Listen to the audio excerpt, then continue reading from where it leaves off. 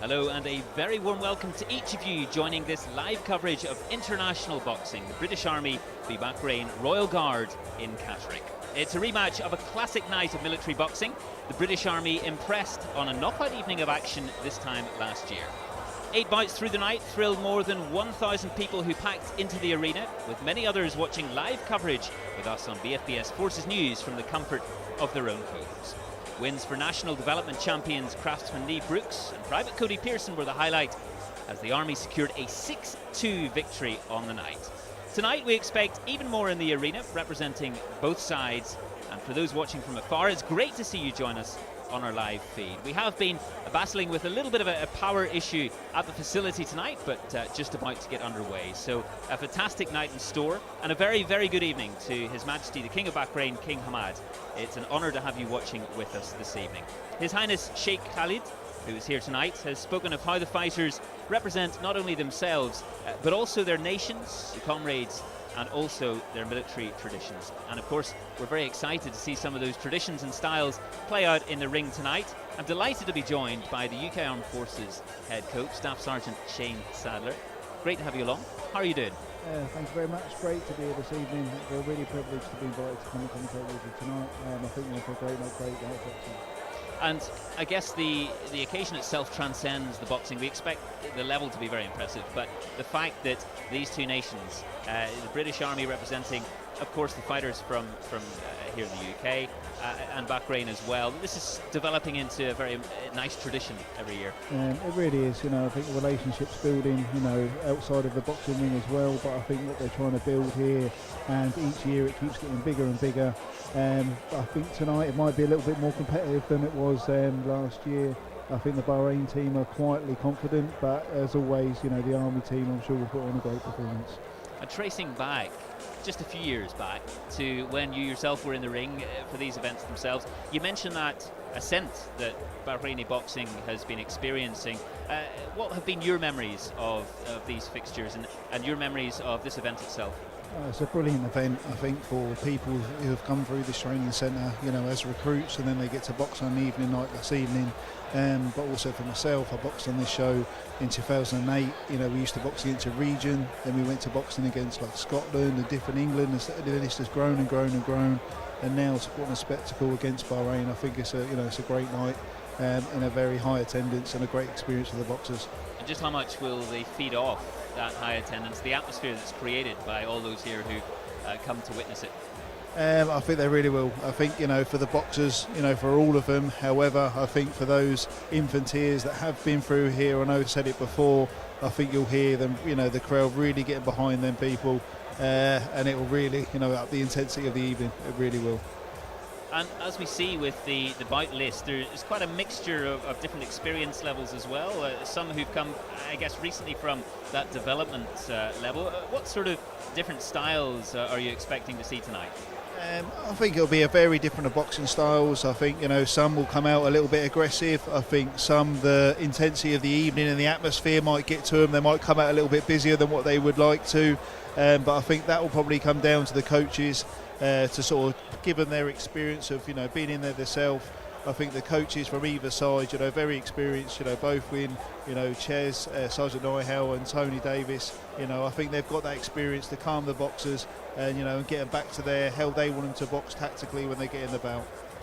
And just a word on the impact of Tony, the coach of the Bahraini boxers, who's been in Bahrain for a number of years now and has really played an integral role in the rise of boxing in the country. Just a word on his impact. I think it's been phenomenal. I think, he went out there, started boxing off in his sort of, most simplest form, and now he's grown it to being an actual national championships for Bahrain. They're competing internationally. They've had a boxer qualify for the Olympics. He's just took it from strength to strength to strength. And I think that just goes to show the person he is and the ability he's obviously got as a coach. It's just been phenomenal for what he's achieved in Bahrain so far. Though it has been 6 years, that's not actually that long time for what he's achieved, what he's done out there. And Ches Nihil, who's now coaching the Army, of course, as well, a role that you yourself have filled in the past. What about his impact and his influence on some of the fighters tonight? Some of whom, of course, are fairly fresh. I think, for Ches, he's been there and done it himself. A recent national champion, an English title belt holder. He's got that vast experience, and sometimes, especially if you look at the programme, the development boxers, some of them who haven't had that experience of boxing on nights like tonight, he can say, I've been there, I've done it, and get emotions and everything you're going through. I did to speak to him before, and I think he's given them a good chat beforehand, just to steady their nerves a little bit. And yes, it's important tonight. However, it's, staying relaxed, staying calm, going out there and executing the game plan that they've been working in the gym. And you yourself, of course, have been in numerous capacities, not just in the ring, obviously in coaching roles now with UCAF and commentary as well, as we know. What does it mean, just put into words what it means for each of these fighters to be stepping in the ring tonight, to be representing their service, and of course for the Bahrain fighters to be representing their nation? I think it's a massive honourable achievement. I think, they're not in there, the Army boxers, yes, they're representing the Army, but actually they're representing the country at the same time. And for the Bahraini boxers, to be, when you're stood in that ring, I've been there myself, represented England, as a boxer, and I think when you're in that ring or as an Army boxer and that national anthem's getting played, I think it's a very proud moment that sometimes, you just let it bypass and you get used to it because that's how it's done and stuff like that. But I think for these boxers, when they look back and reflect on boxing on an evening like this evening, I think then probably it will sink in when they're watching it back, maybe tomorrow or maybe in a few years' time. Well, it's nice, of course, they have that facility now to be able to watch it back, to be able to hone in, really. The analysis, I guess, that you do is very detailed, isn't it? And to be able to see themselves and the things that they are improving on day by day. And that, we mentioned, of course, the atmosphere, and we allude to the fact that adrenaline will be pumping and they'll be so excited to get out there and do their bit. But how important is it to keep composed and keep your discipline when your heart's racing and you're trying to, show everything you've got in your locker? That's what boxing's about. You can't go into boxing ring and let your emotions take over. You can't go in there, expecting that, you're going to go in there straight away and it's going to be busy and, you're going to win the belt like that. That's not how it happens. It's about being composed. It's about being disciplined. Yes, if the boxer starts to fatigue, they need the atmosphere and they need that to give them that extra little bit, which maybe they might need this evening. But, I think the coaches are experienced are good enough that they'll just keep the nerves. They'll keep them nice and calm. First round, you want to try and weigh up your opponent, and then from then on, then try and execute the game plan. But however, sometimes the game plan needs to change from round to round. And you're expecting to see, we saw a 6-2 win for the Army last year, but you think things may be a little tighter this time around? I do. I think it'll be more competitive. I think, obviously we achieved a good result last year, but I think the belts are maybe a little bit closer this year. And as I said before, the Bahraini team, they seem very confident. However, the Army team, they'll always perform. So rather than guests of honour arrive, and shortly have the national anthems as well.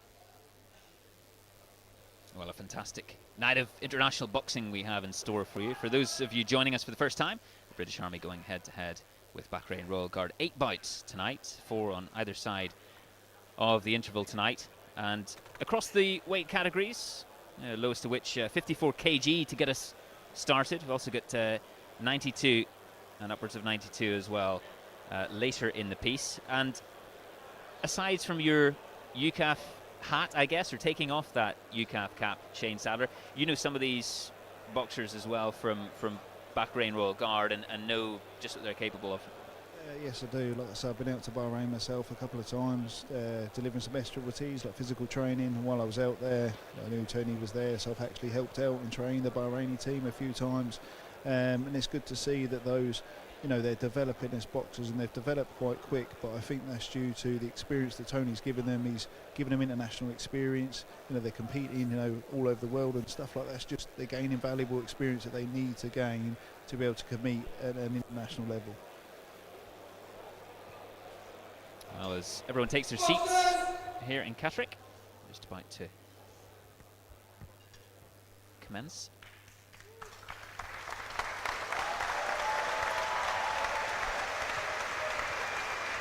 As each of those boxing tonight make their way in for their parade.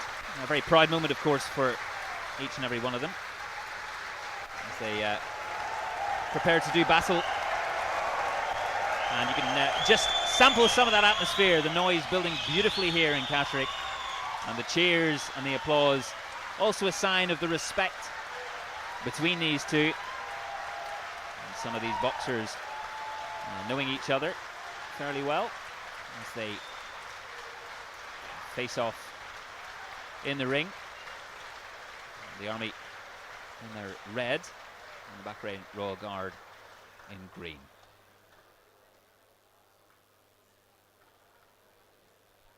And MC just shaking hands there with Ches Nihill, the Army's head coach. Please put your hands together as the Bahrainian Royal Guard and the Army boxing team conduct the official handshake.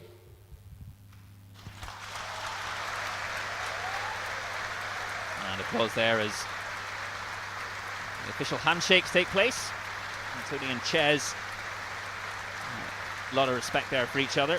They know each other very well. And the fighters lining up and seeing their opposition. Just sizing them up really ahead of proceedings. Your Highness, Colonel Morgan, honorary guests, sirs, ma'ams, ladies, gents, please be upstanding for the national anthems of the Bahrainian Royal Guard, Bahrain and the British Army, the British national anthem. Time for the national anthems.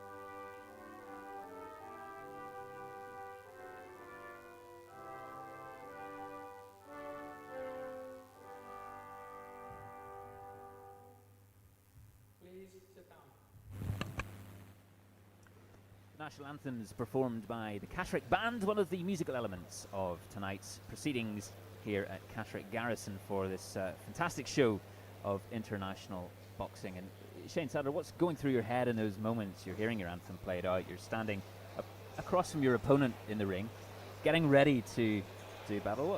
What are the feelings? What's going through your heart and through your head? I think it's mixed emotions. You're trying to eye up your opponent. You're trying to eye up, what you try to do. But definitely see the feeling of pride. But you're looking forward to this bit for waiting for a boxer. You want to get in the ring. It's a bit of a hard wait always, but you're looking forward to getting in there.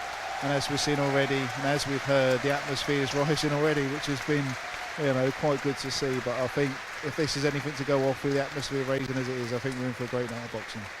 I expect that to build through the night and build fairly quickly, I would say.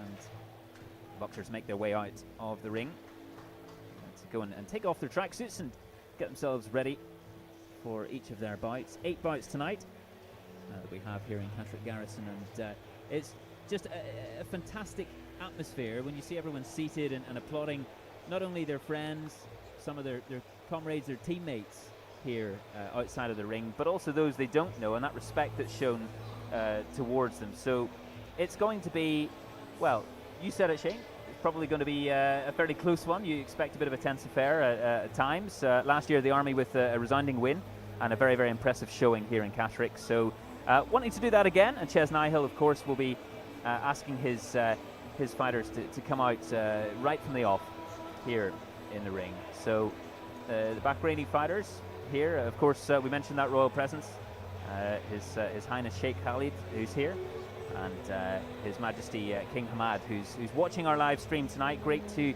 have you with us, and great to have all of you watching from wherever you may be. Let us know on our YouTube feed, the BFBS Forces News YouTube. Do comment in there, and it's special. It really is. We're very excited for this. And first up, we look through the list of the bouts here, Shane. Lance Corporal Johnston and Flick Johnston there for the British Army in the 54 kg category, up against Sergeant Kamis of Bahrain Royal Guard, and no Neve Brooks this year. Neve, who had a very impressive win last time out. But what do you think we'll see from Johnston tonight? She's quite experienced for the boxing level that she's at. We did want her to come on the Army team last season, but however she wanted to focus on her career and stuff like that, but that's what we're trying to achieve on the Army team now.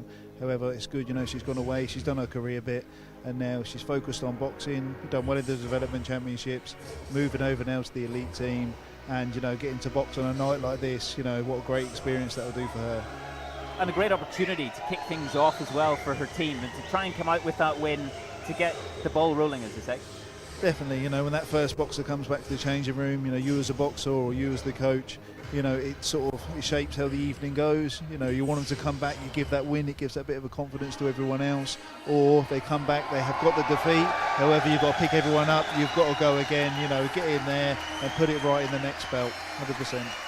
Well, as we're hearing the atmosphere lift, and the boxers get ready to come out to the sound of pipes as well, with Lance Corporal Johnston hoping to do her bit for the British Army, up against Sergeant Kamis, hoping to do the same for Bahrain Royal Guard, and it's the coaches as well, hot in pursuit of Sergeant Kamis, and meeting there with His Royal Highness. A very, very special moment for Bahrain Royal Guard, and Sergeant Kamis going up against Lance Corporal Johnston. And this is going to be, well, I thought it was going to be one heck of a cheer, and that's certainly the case with the drums roaring out as well. Then we can hear the atmosphere rising even more. And here comes Lance Corporal Johnston. And a record of 6 wins and 4 losses. 23-year-old from Northampton. And that orthodox style which really runs through the Army team tonight, doesn't it? It does, and that's the style that they're box. However, as I said before, sometimes, and even like this, they'll have to change their tactics, and sometimes the boxer will need to think for themselves and be independent, change their tactic to meet the boxer, or they come back after that first round. The coach has got that bit of time to weigh up their opponent, but I do think with Sergeant Kamis, she's been here before. She's been here last year. She's got the experience. You know, so like I say, it'll be quite interesting to see how this belt goes. You know, knowing Flicker the way that she boxes, I think we're in for a great belt this evening to start us off. Well, experience of having been here last year, invaluable really, and just knowing what to expect in terms of the tone that needs to be set. And you know, you're into it quickly. You've got to set that tone pretty fast. You know, it's important in a belt, you know, to sort of stamp your authority, you know, get the judges looking at you, especially as we go through the evening, and it's, you know, been quite a long night with the judges and stuff like that. You know, you've got to catch their eye quite quick. You know, how you walk into the ring, you know, being nice and positive, how you start the belt, you know, it's all important in how the judges might see it. And just to, I guess, give us even more of an insight into the style of these two fighters. I mean, you know, Flick Johnston, we're saying there about that orthodox style, but what do you expect their first sort of forays into the centre of that ring to be like? I mean, they're going to be pretty intense, I would expect. I think so. I'd probably expect it, and the Bahraini boxer to probably come out on the front foot from what we've seen before. I've actually padded her a few times out in Bahrain, which is quite nice. And but like I say, Flick, a very tidy boxer, so I'm expecting Flick to maybe, you know, to do the boxing style, and you know, the Bahrain boxer to be coming forward. Well, just about to get underway in the first bout of the evening, this international boxing event between the British Army and the Bahrain Royal Guard, with Lance Corporal Johnston in the red corner and the blue corner occupied by Sergeant Kaminsky. And well, you can see that energy already. As the two boxers size each other up, and we get ready to go here in Catterick. Both seem up for it, which is good to see. It's the way you want to do it, isn't it? Start the thing off, get out as soon as you can.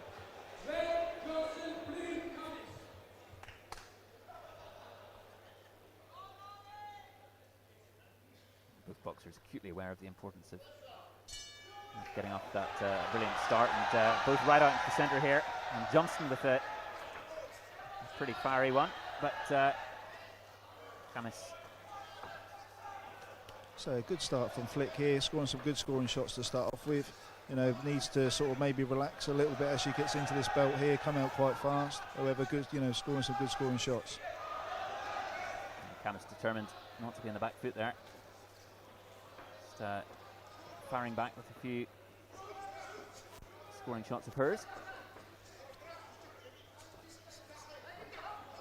A few very energetic jabs there from Kaminsky. Johnston with command of that ring centre at the moment. So I think there's some both scoring shots coming in from both sides. You know, Flick, I think, probably has established herself quite early. However, you know, the scoring shots coming through. Moby could both tighten up their guard a little bit when they start to throw, potentially. A nice bit of evasion there from Kaminsky, we've just seen. Johnston is equal to it. Yeah, good work by Flick there. Very nice from Johnston.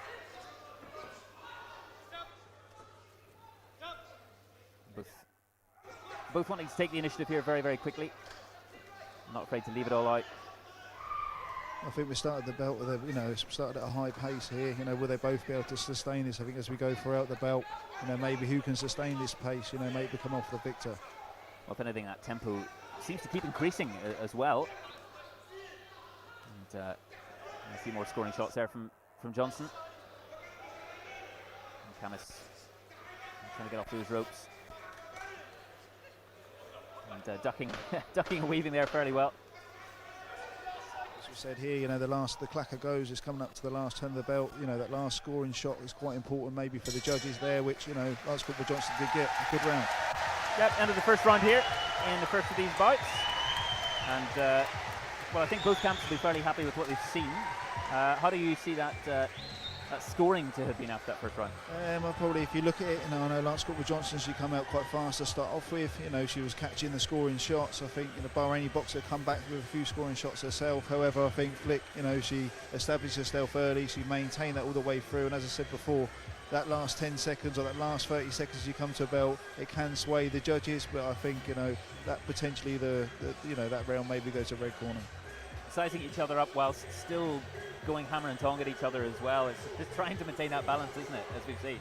I think so, and maybe again, as we said before, we mentioned it, you know, before the evening. I think you know, the occasion, the atmosphere. You know, you could tell both boxers come out with a little bit of a point to prove. But again, it's good to start an evening like that. Well, they've seen what each of them have seen what they're up against now. So for an enthralling second round here, it's just underway in Catterick.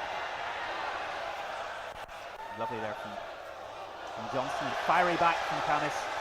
Again, another good start, and I raising the tempo again, which is good to see. Some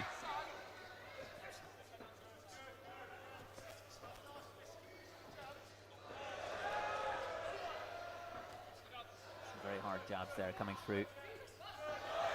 I think what maybe Ches has been working on the corner there. They've, you know, as a coaching point, she's coming out, Lance Corporal Johnston, in front of a few more body shots. You know, maybe that's what she's been, you know, been told at the corner there. I'm trying to withhold that, or withstand, I should say, that pressure coming in from Camis. Getting that guard up. Another few scoring shots from Johnston. You know, you can hear the Bahraini corner there. You know, they're urging their boxer to go forward. But like I say, I think for Lance Corporal Johnston to try and maintain that range and you know, keep boxing at range. You know, keep boxing, keep moving, score the scoring shots, and then move off. How impressed are you with her stance at the moment? She is, as you say, maintaining that range and also that composure. 100%. I think, you know, if you look at her, you know, how she's boxing, the style she's got, it's lovely. You know, just to keep, you know, looking positive, score the scoring shots. But however, you know, try and think about the shots coming back. Don't want to start taking silly shots as well. Camis looking for a way to hit back here. And having to duck a few more of those jabs from Johnston. And getting a few hooks in as well. Great scoring shot.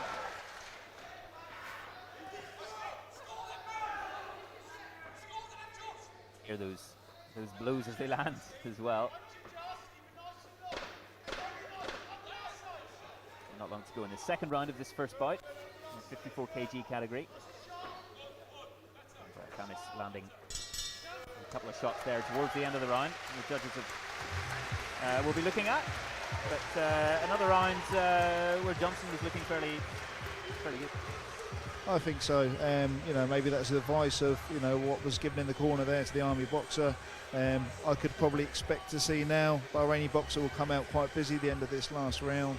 You know, I think we'll be in for an interesting last round. Who can maintain the high pace that's been set throughout the belt so far? And what will Ches Nihill be saying at this point? What would you be saying at this point to your boxer heading into the final round? Continue what she's doing. I think she's scoring some good scoring shots. Could maybe a little bit tighter on the way back, and you know, the advice that was given, you know, punch and move, score your shots and move off, which I definitely think is the right advice. You know, just got to be a little bit sensible this round, not get involved too much. However, you know, it's going to be an interesting round. The Bahraini boxer probably coming out at a very high pace. Yeah, we expect that tempo to continue, really. Both fighters very busy, and a bit of a slip there from Camis. She seems fine. And Johnston straight into her work there. And back into Camis. And Johnston just maintaining that stance.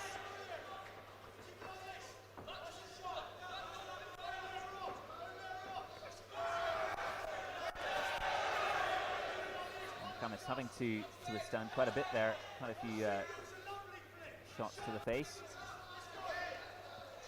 See, like here, you know, she wants to try and keep punching the move as she was doing before. Good scoring shots. You know, don't load up too much. Keep it basic. Keep it simple with the straight shots. I'm trying to get Camis up against the ropes there, but she's managed to make her way back out. And the ref just having a word to keep maintaining that discipline, really. See, both boxers are keen to engage there. You know, the referee's called break. They'll take that step back. However, they're both keen to get straight back in. Neither wanting to take a backward step here. So good scoring shots. Just waiting for her moment, Johnston. Just letting Camis come at her and landing those blows pretty nicely.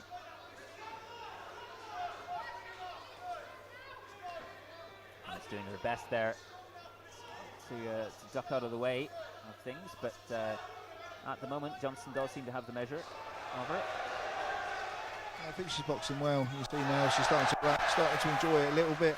You know, at this moment though, as the boxer in there, you want to still try and keep them composed, keep doing what they've been doing, which is, you know, being successful and not get too carried away. And approaching the end of this final round in this first bout of the evening.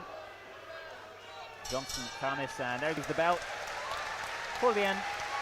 And well, both fighters there appreciating what they've done, and full of respect for their efforts. That wonderful tempo there throughout as well, Shane. Definitely. I think that's if what we're going off to start the evening. I think we're in for a great evening of boxing. I think, as I said, busy start. You know, the Army boxer there being quite composed. You know, boxing at range. You know, and I would probably expect that probably the decision's going to go her way. As the ref calls both boxers to come back, and the judges have made their final summations.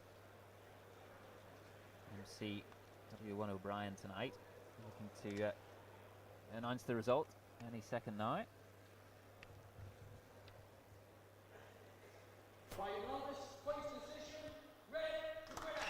And it's Lance Corporal Johnston of the British Army with the win. A win for the red corner, and one early on the board tonight. A very impressive display there from Johnston, and straight out of the blocks very quickly, not really letting Kaminsky get into to her work. And but from both boxers, very impressive, and indeed from the crowd, I think they're very appreciative of what they've seen first up. As you say, what a way to begin. Definitely, I think it's a great belt, and I think if you look at the experience Lance Corporal Johnston there, you know, Lorne, you know, now 11 belts. I think so it was a very, very disciplined, composed performance. She is actually boxing. She's representing the UK Armed Forces at the Winter Women's Box Cup. You know, in December. I think that will, you know, do her well. Great experience against an international opposition. Will tee her up quite well for that. Well, from your UCAF head coach perspective as well, these events are great for you to really see the depth of talent on show for the British Army. Definitely. You know, I think if we see the experience that the Army boxers have got, you know, and the depth within the team, but, you know, and also all the Army, the RAF boxers as well, the Navy boxing teams, you know, they're all just going from strength to strength at the moment, which is great for military boxing. And these type of nights where they gain experience, you know, at either in sort of national level, but however now representing international teams and stuff like that, you know, it's great experience.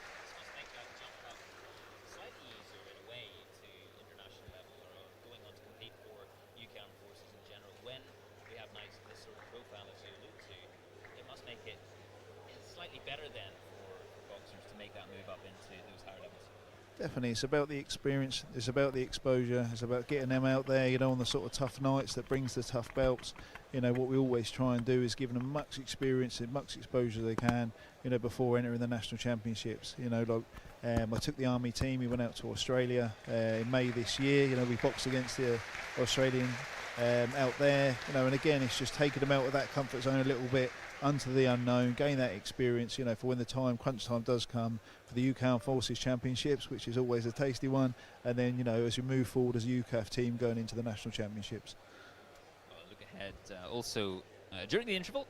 You can keep your eyes peeled because we've got plenty of highlights from our Forces Fight Nights this year in 2024. Plenty of great action from the likes of the inter-services and various championships that we've been proud to show on BFBS Forces News. It's been a wonderful year for boxing, and continuing tonight as the Army make a good start on things. Lance Corporal Johnston with the win, first win of the night over Sergeant Kaminsky of Bahrain Royal Guard.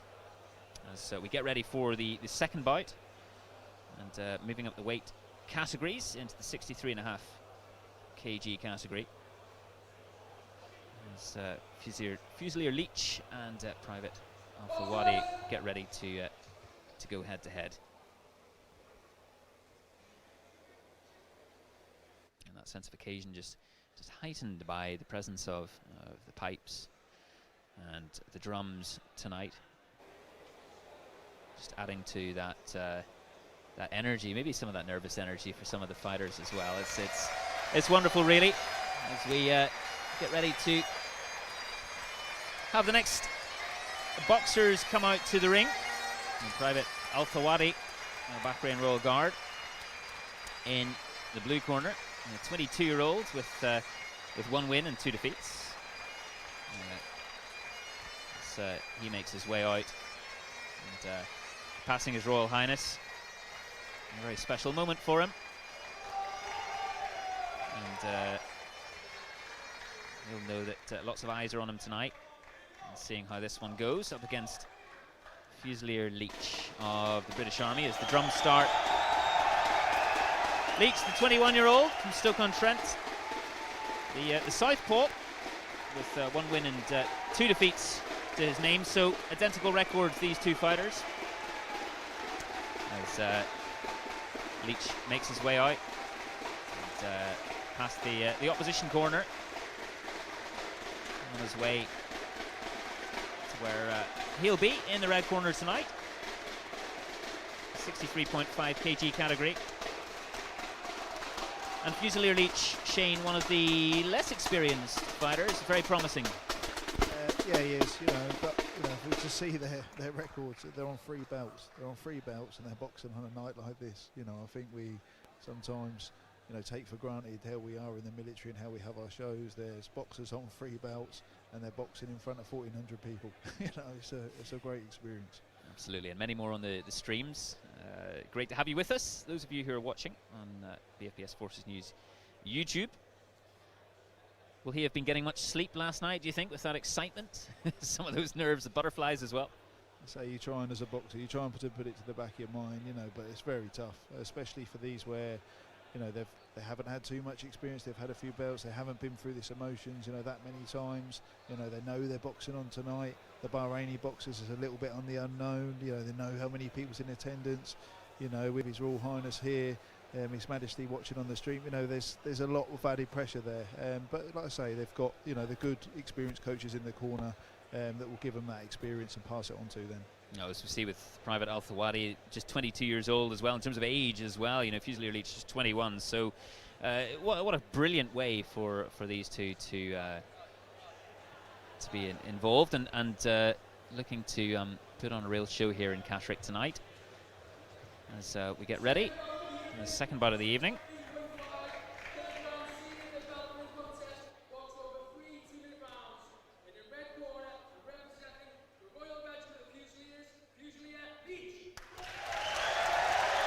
Fusilier Leech of the British Army in the red corner in the 63.5 kg bout. So I think it's a good point to note as well, the officials that are around the ring judging and officiating, those are the referees from the army as well as the Bahrainis as well that come over. I think that's an added good touch as well. It's an added touch. And Private Althawadi in the blue corner for Bahrain Royal Guard. Referee just making sure everyone's on singing off the same hymn sheet and ready to get going here.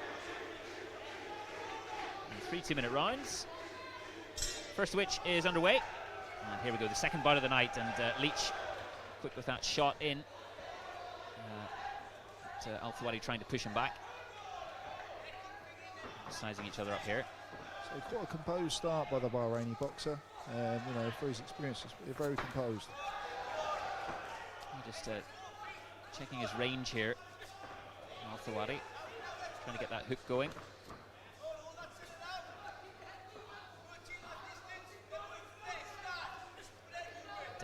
Leech trying to jab back.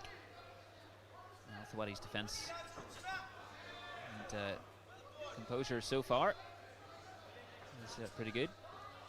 So both, I think they're trying to figure out their range, between each other. A little bit different in styles. You've got the orthodox against the southpaw again, which brings another dynamic to it. I think it'll take these two boxers a little bit of time to figure each other out. Got the southpaw against the orthodox, and also the height as well. There's a considerable height difference between these two as well, Shane. Yeah, definitely. The Fusilier boxer needs to use that height to his advantage. Try and keeping it long, try and keep it range, throw your shots and move. Maybe just keep it a little bit too close to the Bahraini boxer here that seems to be having a bit of success. Well, it's been pretty intense from Althawadi. Some scoring shots there against his opposite number. Leech hitting back.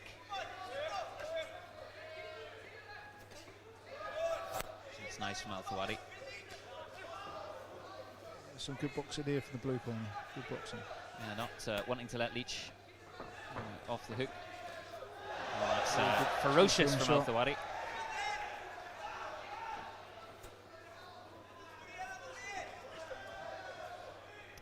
impressive so far, Althawadi, as we approach the end of the first round here in the second bout.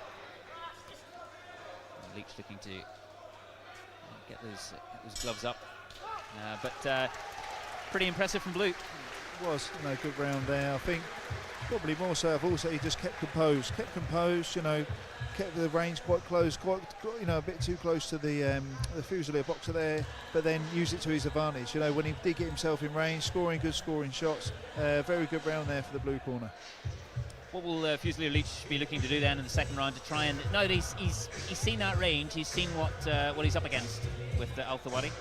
I think so, and again, Corporal Thompson, who's in there in the corner with him, experienced boxer, boxed the army himself. I'm sure he'll be giving good advice, and just keep your height, keep your range, keep it nice and long.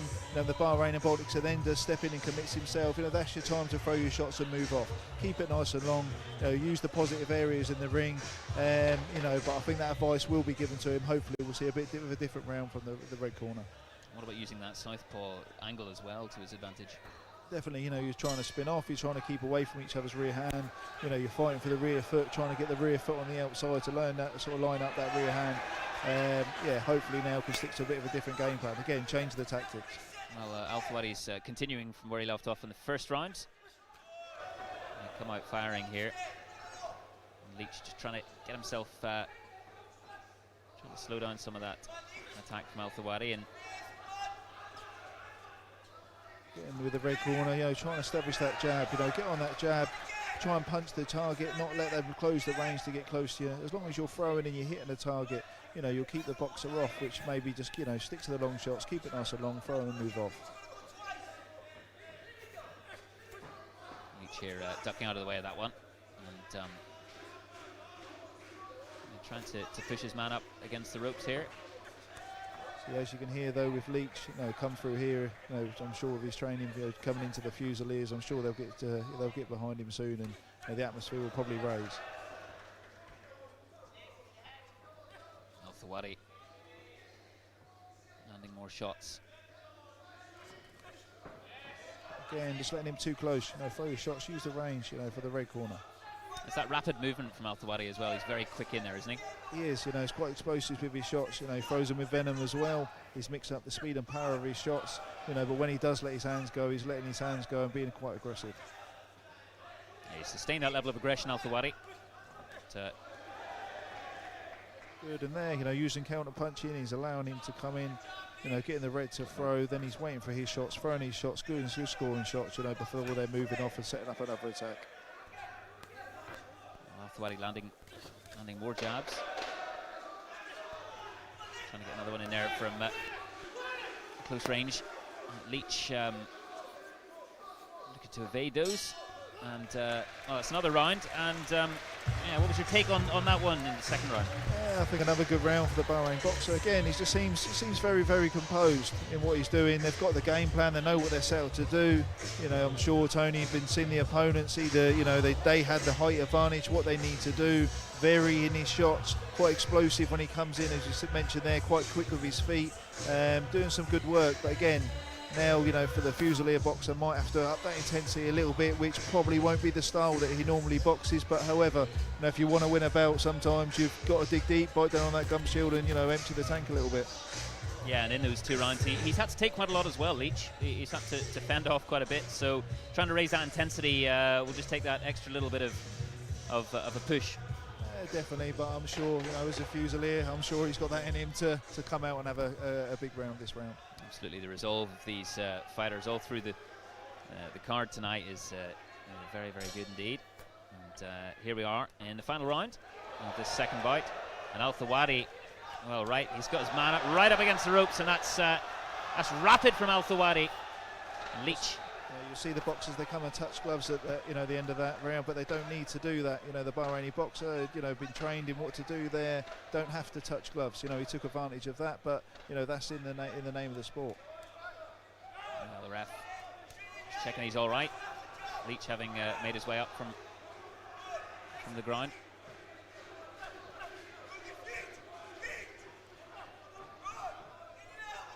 And the army coach is screaming for Leech to use those feet. Try to get into a position where he can use that height a bit more. he seems recovered now. You know, he just needs to get back to what he's doing. Listen to his corner. You know, as a coach, you can see so much. You know, from sat outside the ring. Listen to the advice of your coach. You know, throw your shots, move off.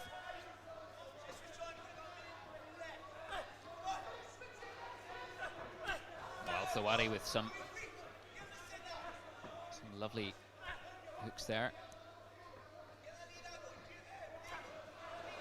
Again, using the jab well, you know, throwing the jab first, waiting for the opponent to throw, then coming back with the counter. Good boxing here by the Bahrain boxer. Lots of power on that Althawadi jab, which Leech is feeling the effects of.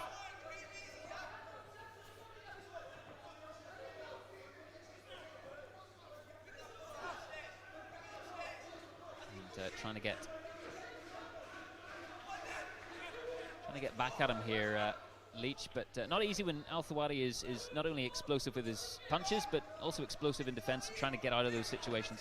So he's in a hard place here, Leech. You know, he's got to go for it, but however, you know, that will play into the Bahraini boxer's hands. But however, if he wants to win the belt, he's got to go. You know, he's got to try and, you know, do what he can. Well, that's that in this second bout, and that was quite the showing from the blue corner. And Leech was really up against it for a time there, especially as the round wore on, or the bout wore on, and we'll hear any moment now what the judges made of that. But Shane, your take on that? Again, I think a disciplined, composed performance from the Bahraini boxer. You know, used his advantages, you know, well, scoring them good scoring shots, quite explosive when he was coming in, varying his shots. But again, I think the countering was quite successful, where he'd use his jab to set up an attack, you know, make his opponent miss, which some boxers, they don't take advantage of that, and he took advantage of that, you know, got his scoring shots off, which I'm quite confident he'll get the decision here. And Althawadi has it, a win for the blue corner. Unanimous points decision there in the second of tonight's bouts to make it one apiece so far between the British Army and the Bahrain Royal Guard. And you did call a short time ago that it would be fairly close, and here we are, locked at one apiece. A great start. It has been, you know. I think it's, you know, like I say, it's going to be a competitive evening, you know, but like I say, it's from either side. Good performance from the Army and the first boxer, good performance for the Bahrain on the second boxer. You know, again, it's, you know, it's going to be competitive, it's going to be quite close. And applause once again for not only the victor Althawadi, but for Leech, as both men just know how much they put into that tonight, and the crowd duly applauding. They've been treated to some great stuff so far. I hope all of you watching with us on this live feed have been as well. On BFBS Forces News, wherever you may be, whether you're just down the road or watching from afar, it's great to have you with us. As we await the third bout of the evening. 8 in total tonight, 4 on either side of an interval, and what a way we've seen things kicked off here. So Lance Corporal Johnston with that win for the Army in the first bout, and Private Althawadi winning for the Bahrain Royal Guard in the second. So one apiece for red and blue, and plenty of good style and technique on show so far for you, Shane. Definitely. I know we've mentioned it a few times, but if you look at their experience, you know, and how they've gone in there and how they have boxed, you know, different in styles, but box well. You know, they've, you know, you can just tell that the coaching that they've had from either side, you know, must be instilling in, you know, boxing at the highest level. You know, in amateur boxing, can you do the fundamentals? Can you do them well? Can you do them at speed? Can you do them when the pressure's on? You know, like a night like this evening, and I think they have done. You know, which has been great to see. And not only the opportunity to win and the pride, of course, that comes with that, but for the British Army boxers, they'll be fully aware that the likes of yourself, you know, with that UCAF cap on, as we say, and others are here. They're well aware of the opportunity to impress and potentially pushing for exposure and for competing at those sorts of levels. Yeah, definitely. You know, I think you know, the depth we've got within boxers within the military, but you know, it's nights like tonight where we can really see, you know, what they do have to offer.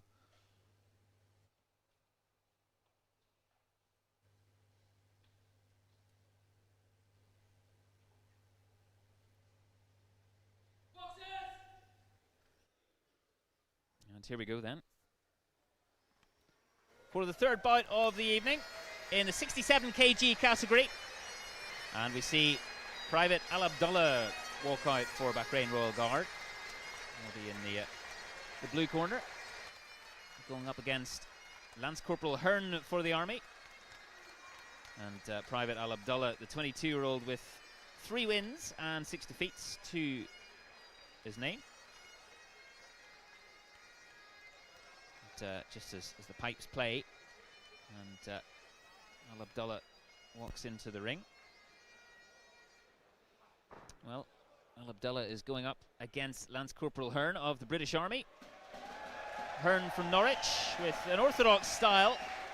The 22-year-old has 2 wins and a defeat to his name. So yet again, a fairly fresh record, and this is just a huge opportunity at this stage of his career. Definitely, again, the experience they'll gain from boxing for tonight. If we look at the boxers there, the Bahraini boxer has got that little bit more experience, and I'm sure, competing internationally, which they have been, that will give them great experience that, might see him, be successful this evening. However, I'm sure this will be a great bout with a Fusilier boxer. So Hearn in the red corner, and Alabdullah in the blue. Both fully aware that their teammates have one apiece. And so it's a very close affair here so far in Catterick for this international boxing event. And well, the boxers have left nothing out there. They've given it all so far, and the tempo has been fairly quick. And we're expecting that to continue, really, to these bouts. And this one just moving up those weight categories as well. This one 67 kg. As those coaching teams just give their last bits of advice to each of their fighters and get them ready for this third bout. So you can see both the coaches there to both of their boxers pointing at their chest, which was quite interesting there. Show that bit of pride of who you're boxing for. I just noticed both corners coaches did that. So it just goes to show what it does mean to them, to the coaches as well. It means a lot to the boxers, but it means so much to the coaches as well. The nights like tonight. If they needed any further motivation, it's right there on the chest. 100%.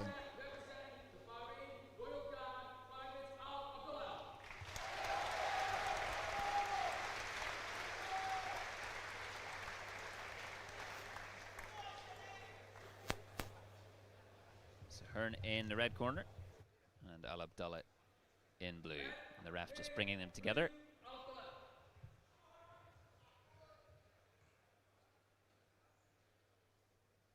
Just making sure they're ready to go and that they listen to the ref and can put all that adrenaline to good use here. And, they set off, and well, Hearn both quick out of the blocks.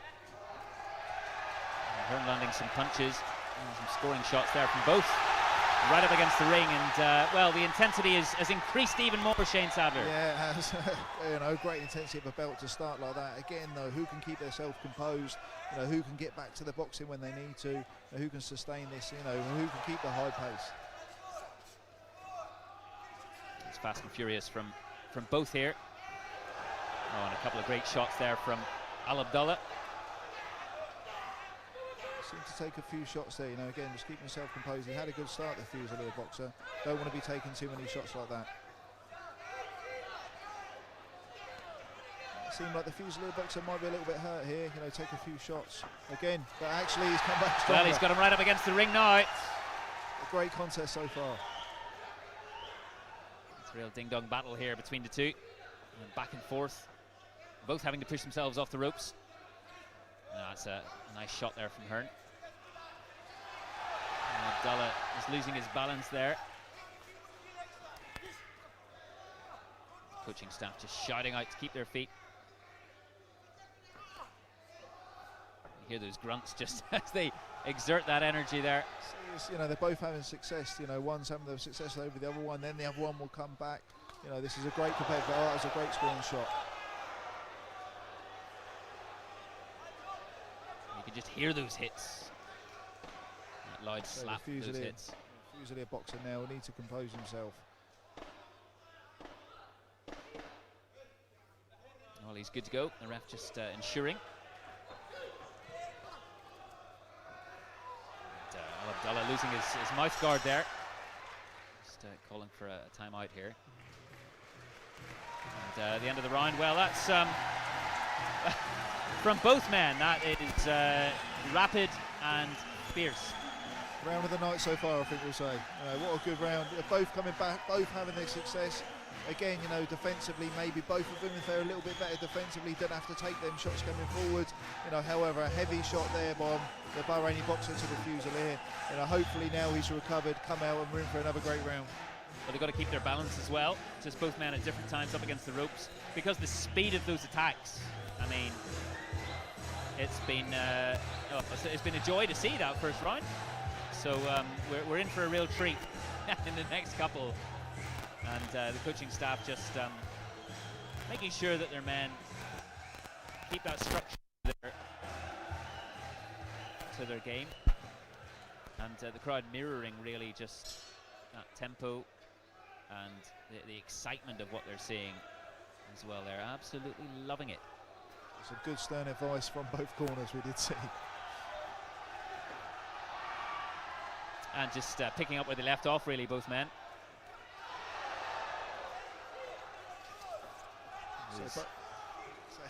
But both having some good success. Again, I just think they need to think about the defence as well. Both having success, scoring some good scoring shots.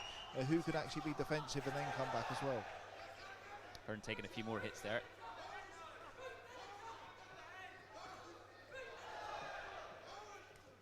And more jabs coming through.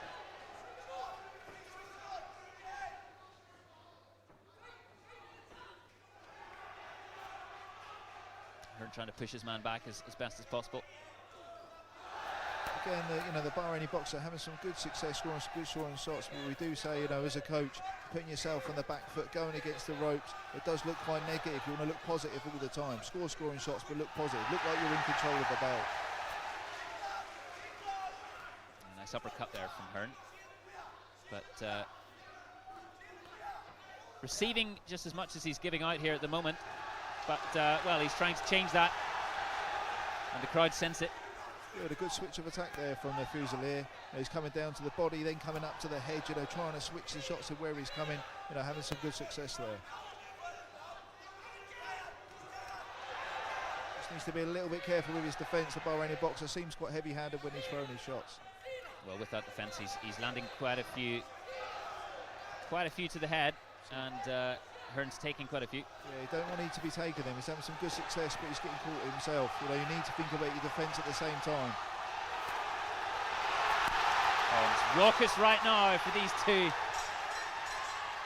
A wonderful round again, and well, it probably superseded the first. I think that was even more raucous and even more fiery, Shane Saville. I think so. I think, you know, you say round of the night on the first round. I think it's just topped it on the second round. But I think this could potentially be a round apiece. Again, it depends how the judges are seeing it. But could be potentially like that. So now you as a coach, you know, you're giving them coaching points. They're 1 or 2 coaching points. However, you know, it's that little bit of heart now. Who wants it that more? Who's going to go out there this last round and, you know, have their arm raised in the air? With potentially all to play for. Definitely, you know, it could be it. And that feeling is the end of a boxer when you come to a belt.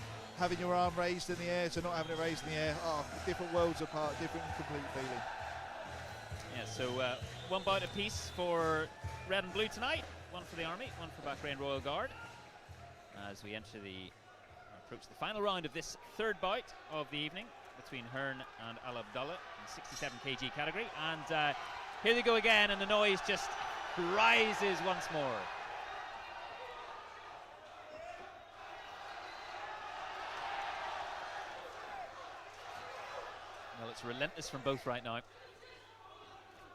Pushing busy start again. Again, the Fusilier boxer coming forward, just needs to watch his hands a little bit. He's coming quite wide, taking them scoring shots as they're coming forward. So here, don't want to be taking shots like that. Defence potentially a little vulnerable there, Hearn. But again, he's having success as well. Just as soon as we say it, then he has success himself. But adding more hits there on Alabdullah. There's Lance Corporal Hearn. Right up against the blue corner for a moment. The referee just getting that space once again, but well, Alabdullah's right down against the ropes. Been taking a tumble there, and that's very, very impressive from Hearn. So both coaches here screaming at their boxers, wanting their boxers to get that upper hand. Again here, success coming from the Fusilier boxer. Just goes to show the atmosphere, that they're putting behind him, giving him that bit of an extra edge. And losing his balance once again, Alabdullah. He's right up against it, looking exhausted as well with the exertion of each of these rounds.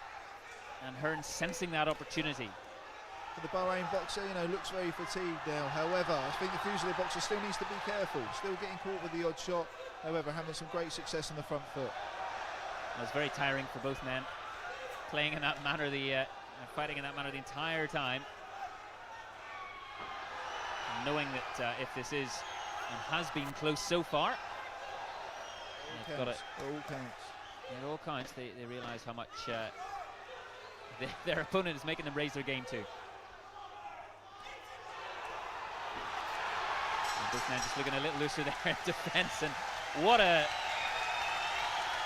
finale to that third bout, and the crowd rising in appreciation of what they've seen, and a wonderful, wonderful bout of boxing here in Catterick between Hearn and Alabdullah. They've entertained, they've impressed, and not an easy one to read, Shane Sadler.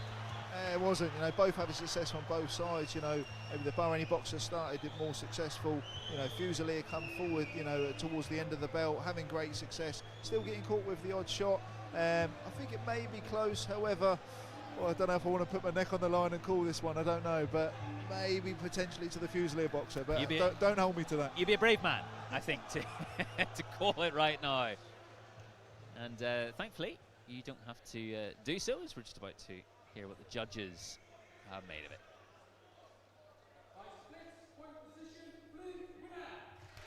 Well, it's another win for the blue, and split points. Alabdullah there just celebrating and going over to congratulate his opponent. Both camps full of respect for each other as well, which has transcended the boxing here tonight as well. And just a tad excited, I think, at the end of that, obviously, with that result. So, well, we've been treated tonight. It's been brilliant so far. It really has. They obviously won a piece on the first two, and they have a belt like that in the third belt. Going either way. It was close. As I said, potentially could have gone the Fusilier's way. However, now it's on a split decision. It could have been 3 judges against 2. It could have been 4 judges against 1. But sometimes I think people get a little bit confused with where the judges are going. The split decision, the unanimous decision. However, a close belt, a great belt on an even night this evening. So a hard one to call. Guests of honour, friends, families, those in to watch tonight, all rising at the end as the boxers made their way out of the ring, and just a fantastic testament really to the quality on show tonight.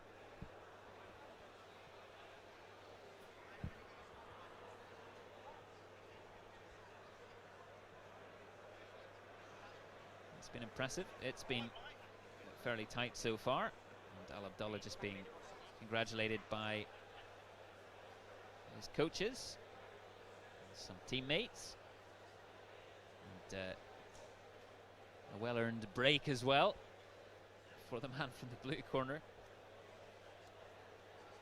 And he knew how hard he had to work, of course, for that as well. Definitely, a hard belt from both. I think they'll both sleep well tonight. But again, that's what the training's about. You put the hard work in the gym, you put the hard training in, the hard spars and stuff like that. You do everything you can to make it as easy, not to say as easy, but to make it that little bit easier when the ring, when you're competing. So I'm sure they both put in some good training for that to show, how hard they worked, on tonight. And they'll know if they can perform as they did on this stage with a number of eyes on the ring, then it's a pretty good thing for their careers. Definitely, it's the bigger picture as well. It's a good thing, obviously, representing the army, representing your regiment, representing your country. It's not just one of them three tonight, which they've all done, and they've done at a high standard so far.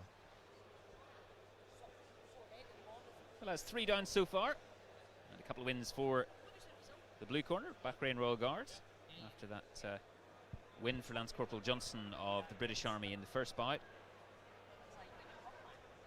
And we'll get ready for the 4th of the evening, 57 kg category. And Craftsman Kaminsky of the British Army going up against Private Fahad Alabdullah this time of Bahrain Royal Guard. And the boxers prepared to make their way in. And the lights go down. And the anticipation builds. And here comes Private Fahad Alabdullah, Bahrain Royal Guard. As the pipes sound.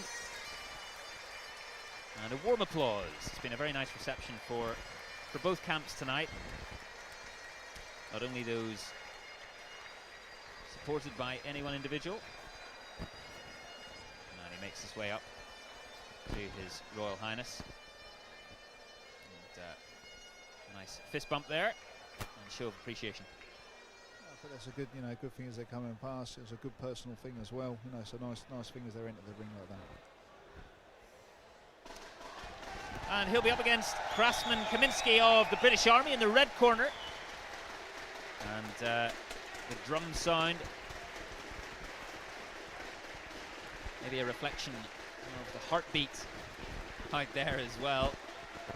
Craftsman Kaminsky, the 22-year-old with 5 wins and 4 defeats in his record, the orthodox fighter from London, up against Private Fahad Alabdullah, and the 19-year-old with 6 wins and 3 defeats to his name in this 57 kg category.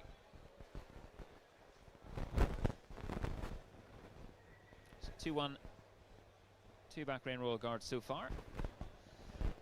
Army looking to make it all square ahead of the interval.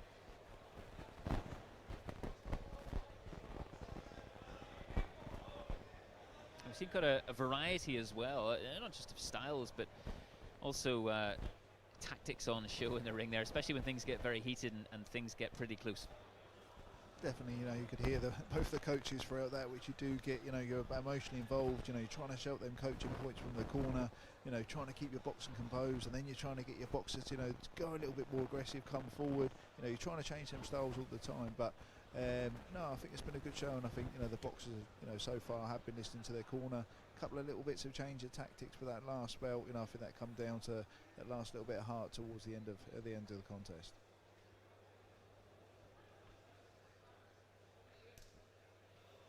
The referee speaking to the man in the blue corner.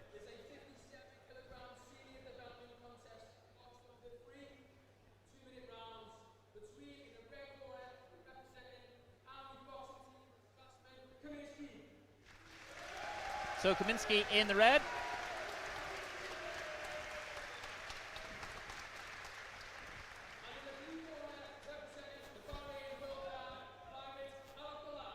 And Alabdullah in the blue.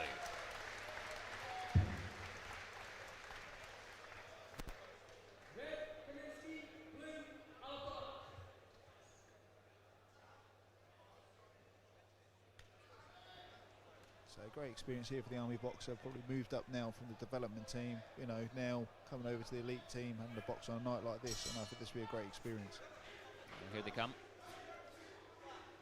Just finding the range. These two, and a couple of jabs in there from Kaminsky. Just evading some of those challenges nicely.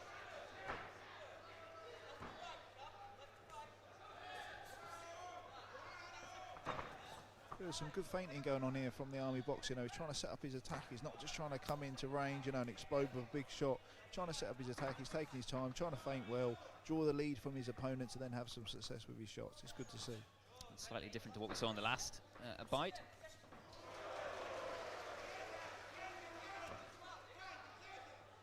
Kaminsky just sizing his man up and trying to see the point of attack he'll be facing.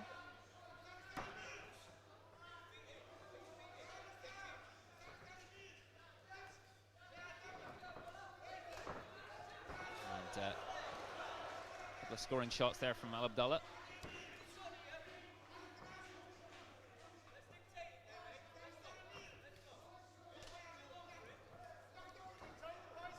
Coach is calling for Kaminsky to take terms here. So both having a bit of success here. Like I say, just maybe who can, just maintain what they're doing, do the good positives. Don't want to be taking shots. You don't want to be moving all the way back when your opponent comes forward to then take another shot. They're trying to establish it early, quick to counter, take the shot and then come back with your own shot. And some hard hits being landed there on both men. Nice bit of feigning there from Kaminsky. Trying to suss where that blue glove is coming next. Oh, lovely there from Kaminsky.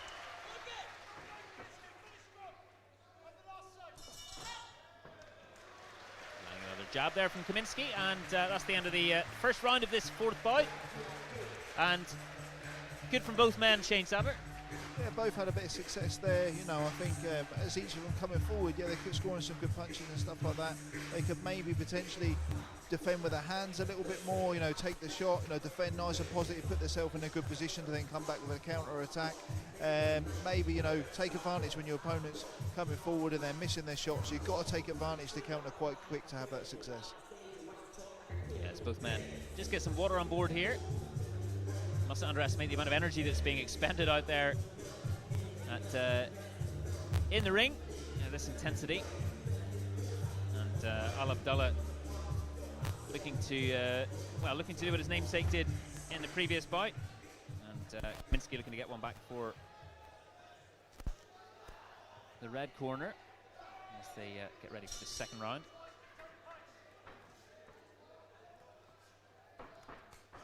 I think the Bahraini boxer's been told there to come out a little bit more busier, so it'll be interesting to see now.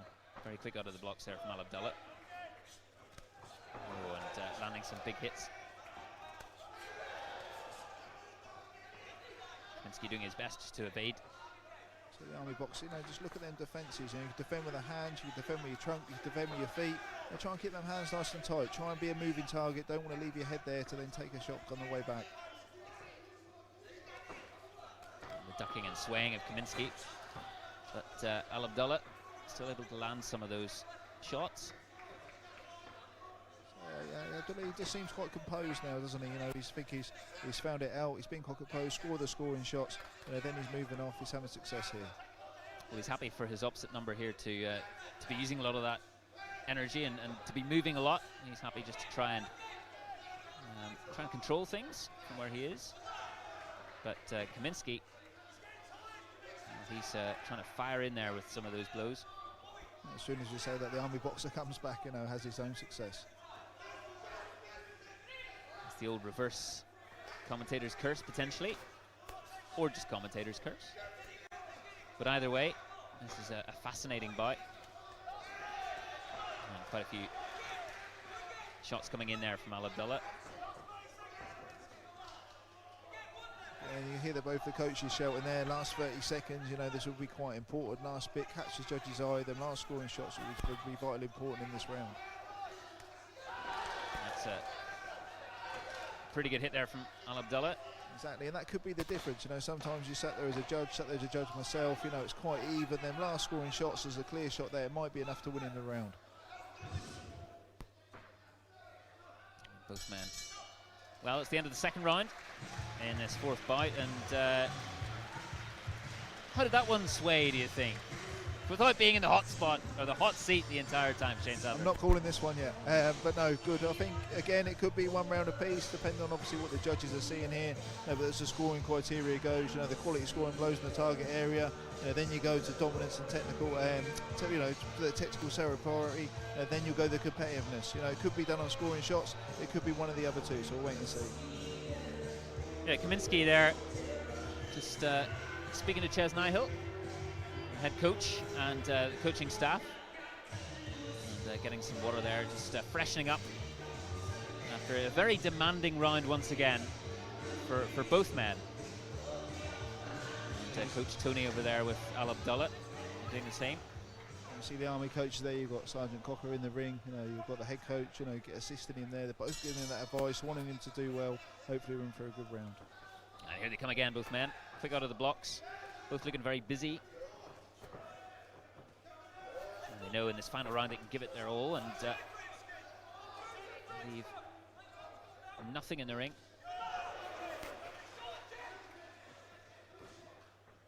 And Kaminsky trying to get his man where he wants him. Yeah, and he was just using them feints then, which he did use in the first round, sort of they weren't using as much in the second round. He's using them feints, he's having a good bit of success.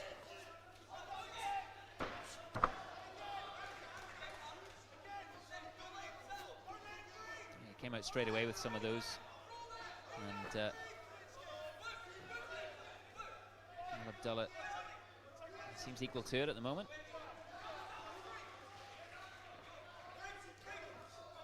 Trying to fire back here. Alabdullah just losing his balance a tad. Or any boxer, just try and keep his shape, try and stay in his stance, try and keep their feet in a good position. Always try and be in that stance all the time. So if your opponent makes a mistake, you can make them pay. Keep him in a position to throw all the time.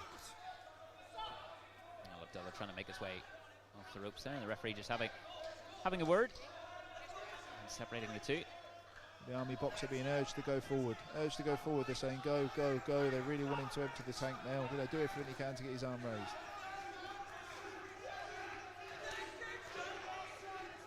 Well, there's been no let up in the tempo between these two. And Alabdullah there with the hook. And Kaminsky trying to do the same. And both defences being thoroughly tested here in the final round. Strong finish, let's look in here, strong finish. There is the finish. And both return to their corners. To be very proud of their efforts. And well, the judges have had their work cut out tonight, Shane Sadler. And it's, I guess, highlighting just how close, as we anticipated, this is turning out to be. It is, when you're sat there as a judge in a sort of weird way, you want it to be an easy decision, want it to be one way, but belts like that, you've got to be swatched on. You're looking for them clean scoring shots. Again, this is a close one. I won't call this one. We'll wait for the decision. Sensible. Well, it's another win for Blue. Split points decision once again. Very similar to the third bout. It's another win for the Blue. And Bahrain Royal Guard, well, His Royal Highness will be sitting there. He'll be very, very pleased with what he's seeing. And Private Alabdullah. A split points decision. And Kaminsky clearly, obviously, be disappointed, but it was once again very close. It was a close belt. Like I say, the Army boxer will gain valuable experience with that box on nights like tonight. Again, it was a good competitive belt, both from each side. Defensively, could have both been maybe a little bit better to make it a little bit clearer, to either way. But a great belt either way. That warm applause once again, sort of a well done really from everyone here in Catterick, seeing what they've seen tonight in the first half of this international boxing event between the British Army and Bahrain Royal Guard. And well, it's been 3 wins for the Blue, Bahrain Royal Guard so far. After that good start for the Army, Lance Corporal Johnston with the win early on. And Kaminsky and Alabdullah just speaking to some of the backroom staff and with their medals as well, the symbols of their participation tonight and what they've achieved indeed to be here as well. Shane Sadler. Yeah, definitely, just the hard work that goes on behind the scenes. I just mentioned there from the coaches putting the hard work into the boxers, from the gym staff here at ITC, putting the work in behind the scenes to make this not happen. They don't just happen overnight. There's a lot of hard work that goes into it, but what a great night for everyone for here in attendance. Well, it's been fascinating so far, and the scoreboard may read 3-1 to Bahrain Royal Guard so far, but you know, some of those bouts have been very, very close indeed, particularly 3 and 4, and it's building up very nicely into what will be an enthralling second half of tonight's action here in Catterick. The British Army will be looking to hit back pretty quickly when they get back out there in the 5th bout. With the Bahrain Royal Guard and indeed His Royal Highness and all those travelling tonight to be here will be very impressed with what they've seen. And the standards have just been fantastic tonight. That intensity's been there from the off, and well, it just keeps getting better and better tonight.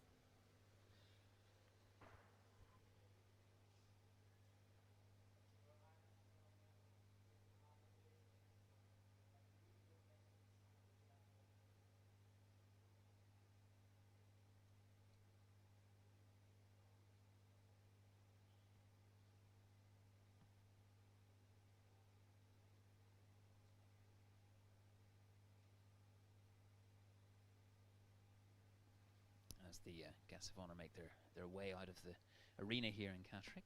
We've got plenty of action coming up in the second half, 30 minutes in the interval. Don't go anywhere though, because we've got plenty of action. The Best of Forces Fight Night from this year, this calendar year 2024, coming right up.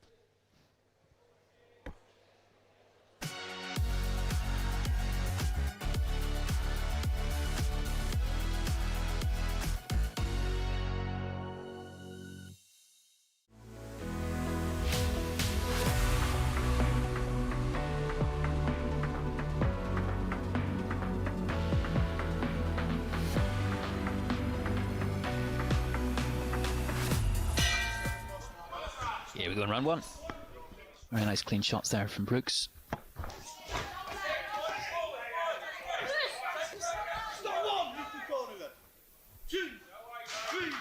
Clean and clinical shots there from Brooks. 6, 7, 8, box. This could be an early night's work here for Brooks if she ups the tempo.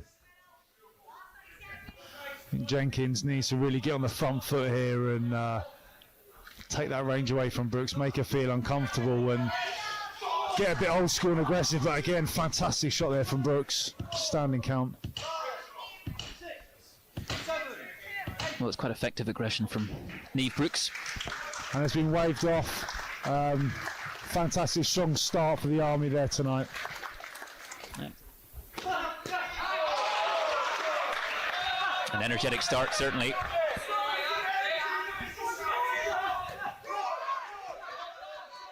Good exchanges from both boxers there. Calderwood having the last say. Yeah, good defence and counter there. Johnston trying to evade some of those furious shots put in from Calderwood. Good shots there from the RAF man. That's the most success he's had so far. They were two very clean shots.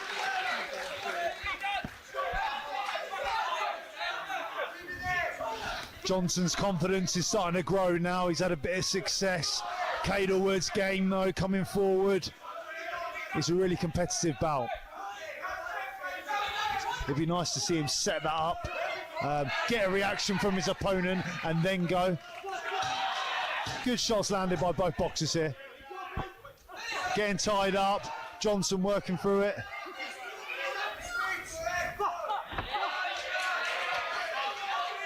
There's a definite swagger from Johnston, isn't there? He's growing in confidence as this bout goes on.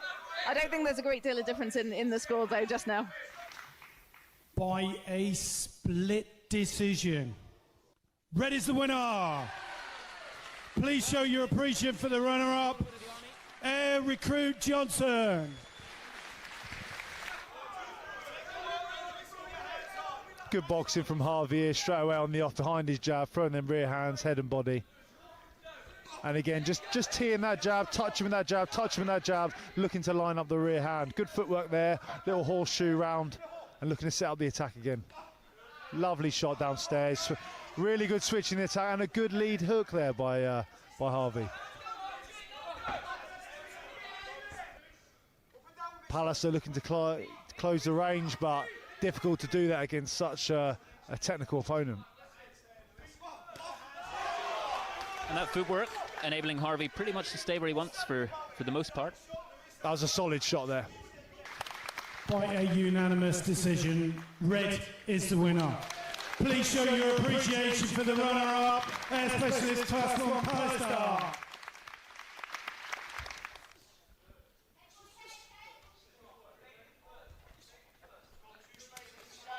And Stewart's come out fighting, firing here. Good uppercut there found by Terry Stewart. Both boxers quite active, but both good in their defence. Not many shots been landed so far. Yeah, to get that success on Stewart, she needs to double the attack or even triple the attack. Look to take that range control away. Good exchange there from both boxers. Again, like we just said there, she just doubled the attack, had some success.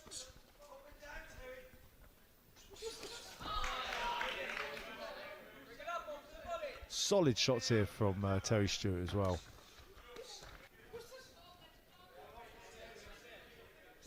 Matthews is forcing her to take those steps back, so you know she is taking the space away. And she's having some success, Matthews, with that backhand. But for me, she just needs to throw that little bit more. This is better. This is where she needs to be, Matthews, in order to capitalise on her height. Yeah, Matthews doing really well now, as you just said there, Lucy. Taking the range away from Stewart, getting on the inside, roughing her up a bit. And that was the most success she had that round. That was an exciting finish.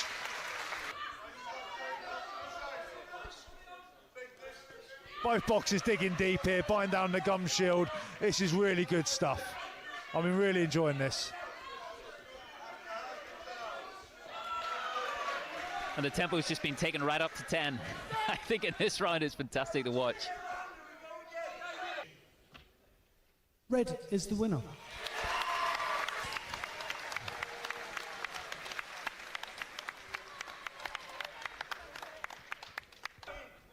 I'm going to say that Moulds got the very classic army style, Shez, and I mean that in absolutely positive way. You can see his footwork is impeccable. When he moves, it's like his feet don't leave the ground. You know, he almost glides around the ring. He uses he uses his angles just to prevent himself getting close down to the ropes. It's just got such a lovely shape, such a lovely movement, Mould.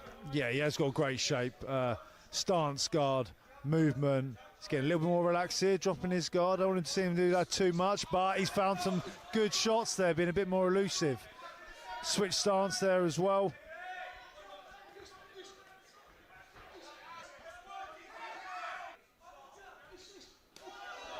Lovely lead hook. Lovely blow there from Moulds. Really impressive Moulds now. When they're in we're in close range, their styles aren't clashing anymore. And as we've just seen there, Lil Moulds just found a right hook and standing 8 count. By a unanimous decision, red is the winner. Please show your appreciation for Lieutenant Grant.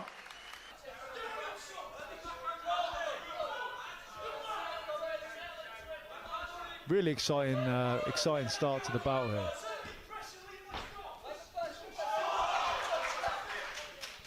Both men there exchanging shots. Jordan Shaw's just feinting, triggering, waiting, look to counter. Bell landing a couple of hooks there with Jordan on the ropes, Jordan Shaw coming back. But, you know, you see clear winners, but then sometimes when it is a close split decision, it can just be what the judge favours. Or the style of boxer, what they prefer to see. One thing is for sure, both men are putting it all on the line there.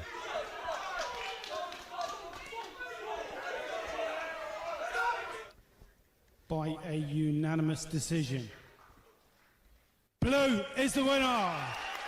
Please show your appreciation for our runner-up, Private Shaw.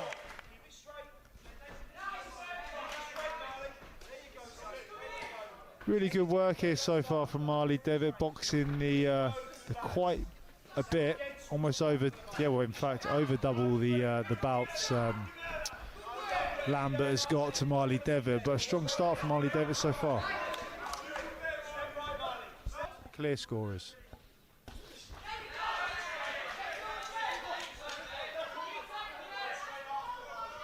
Switching stance there as well, Marley. I noticed he done it once in the first round, and again just shows his adaptability of the boxer.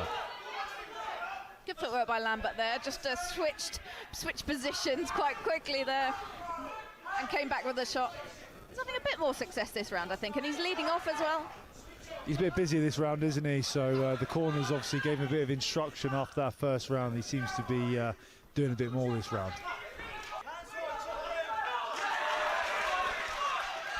Good work from both boxers here. I'm trying to see Marley just get back to his good shape. I want to see his hands back up. He's just getting a little bit complacent there, dropping his hands down, taking the odd shot that he doesn't need to take.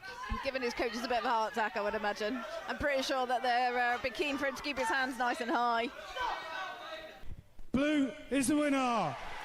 Please show your appreciations for our runner-up, Sapadebe.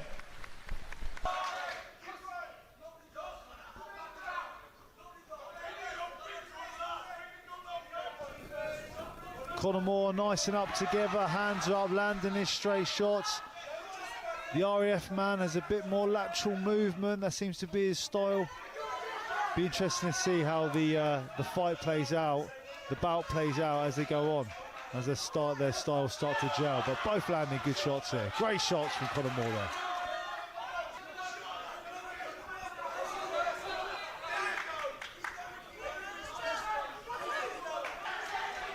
For being with us this evening. All that support for each of the boxers tonight, not just here ringside, but of course wherever you're watching around the country and internationally too. Lewis was coming on really strong there, but I found Conor Moore was landing shots back. But the referee, he's the closest man to the opponents, and he has to say he can see what we can't. By a unanimous decision. Blue is the winner. Do you know what? It takes a lot of energy to move around the ring quite so much. It takes it out of your legs, doesn't it? And actually what Cody Pearson is doing is just conserving his energy. And there's that shot I was talking about. He found that range.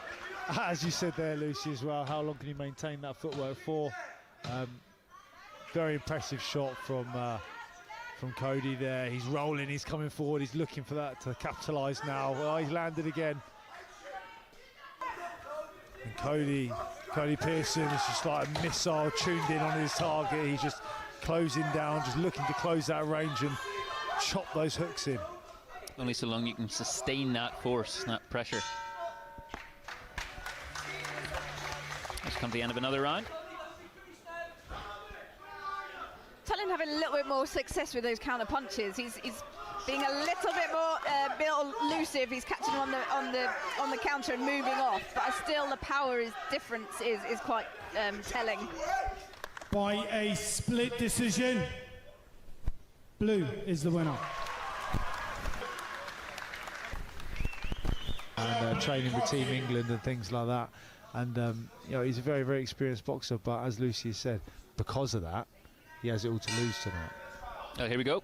Jack Lorgia in the red, George Crossy in the blue. There's a significant height difference here.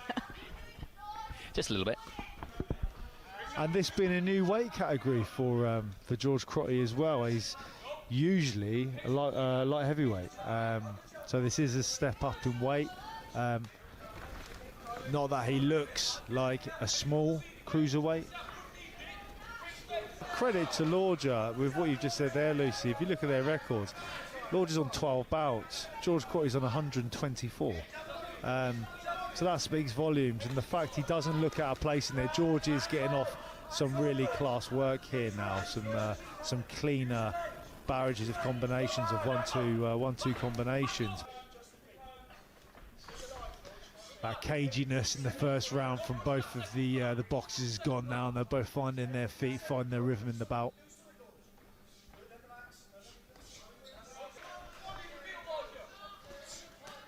Those rear hand from George Crotty, dangerous shots. Just saying, it's metaphorically chopping down the tree then. He's focusing on the body shots. He throws that rear hand bolo in, George, very nicely. Just taking the wind out of Lorgia.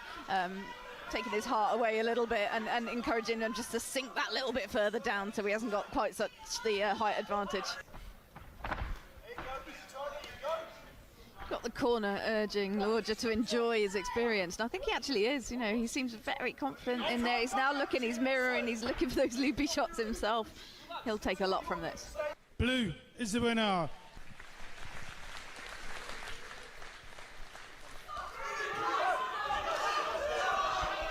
That's better shots here from both boxers.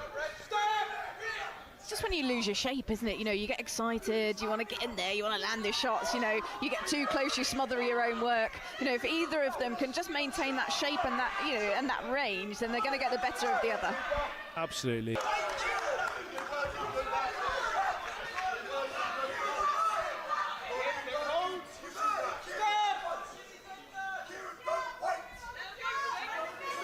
A bit of composure, they can see they're both being quite weathered now, getting towards the end of this round. Last 10.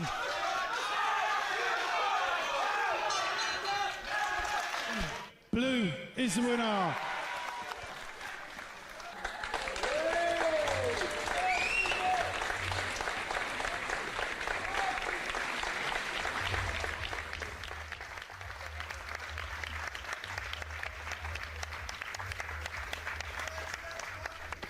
Well, congratulations to the Army team. It was a close evening overall. Different results going to different services, but in the end, it was a night of red success. You'll agree, we've had just a remarkable evening.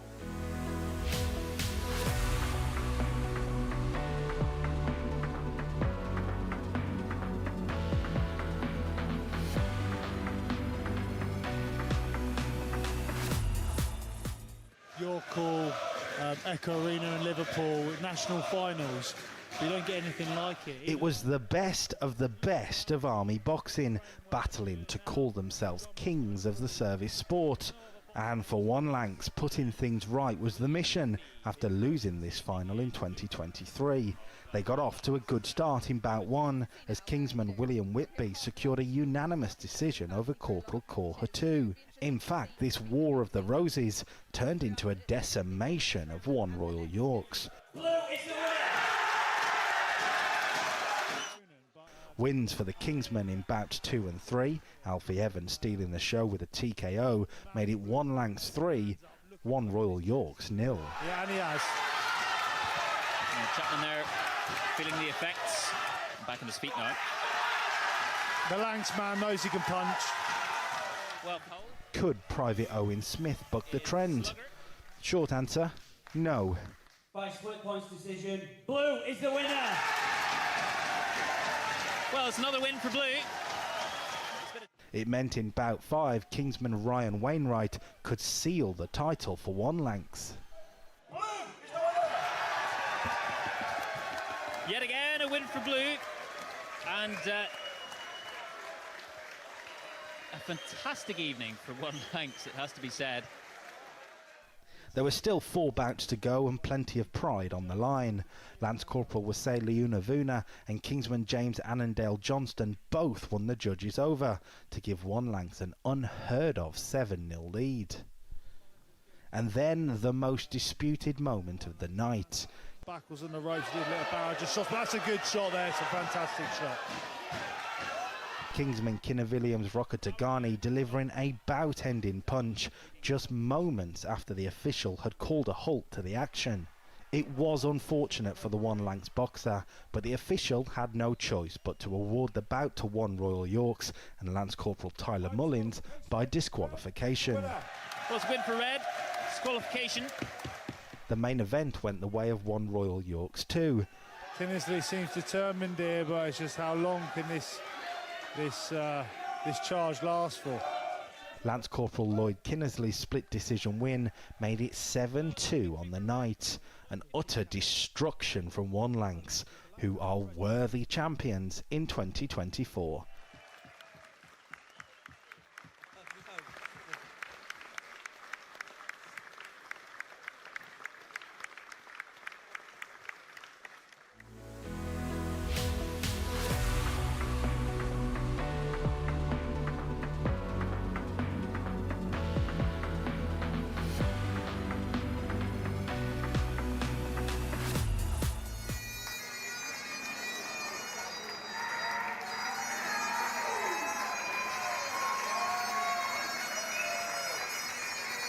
A thrilling night of action kicked off in style as Joshua Madden from RAF Northolt took on Ryan Titley from RAF Lossiemouth in one of two non-title bouts.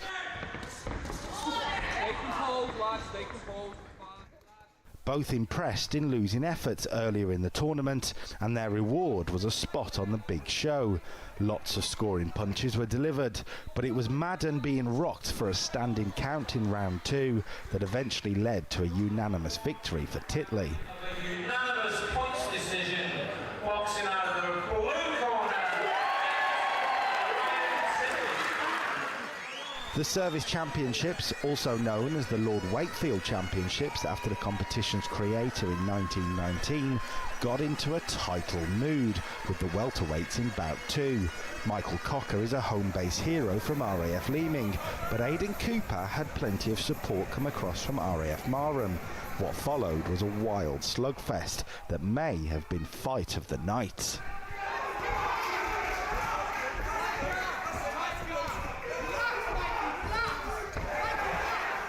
Cooper was delivering more scoring punches in round 1, and in round 2 his ability to stay in control proved vital. Cocker's standing count provoked a reaction, and the man in red roared back into the fight to put Cooper down as well.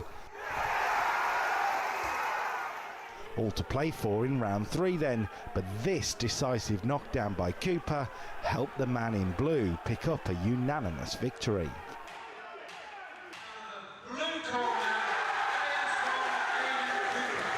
So far, all 4 competitors have shown potential for a spot on the RAF squad, with team captain Aaron Devine and reigning inter-services champion Cameron Lewis watching on.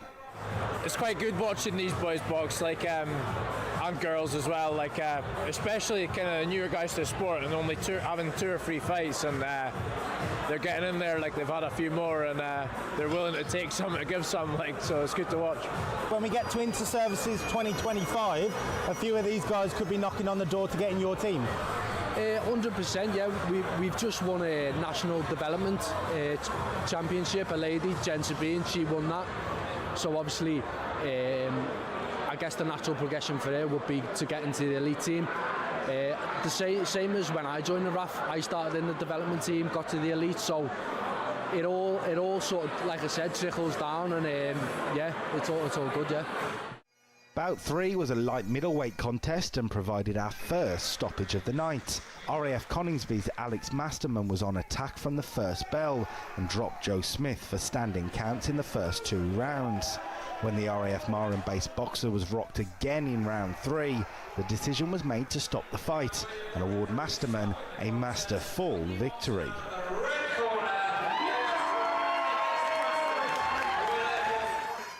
That performance was impressive, but the all-business Josh Sumpter was ready to steal the show. 51 seconds is all that passed between the bell to start the bout and the referee's decision to stop it. Kieran Brimicombe stopped in his tracks before he could even get started. The final bout before the intermission wasn't for a championship, but was a key women's fight, with England boxing surely keeping a close eye. Both the RAF's Frankie Lyle and Newark's Chloe Davies are on the cusp of a call, so to nobody's surprise, it was a tense battle. For Lyle, who watched explosive punches earlier in the night, it was about picking her spots on way to a unanimous victory. The future looks bright for one of the best female talents in the RAF. Yeah, nice and control, just learning to box, not getting involved.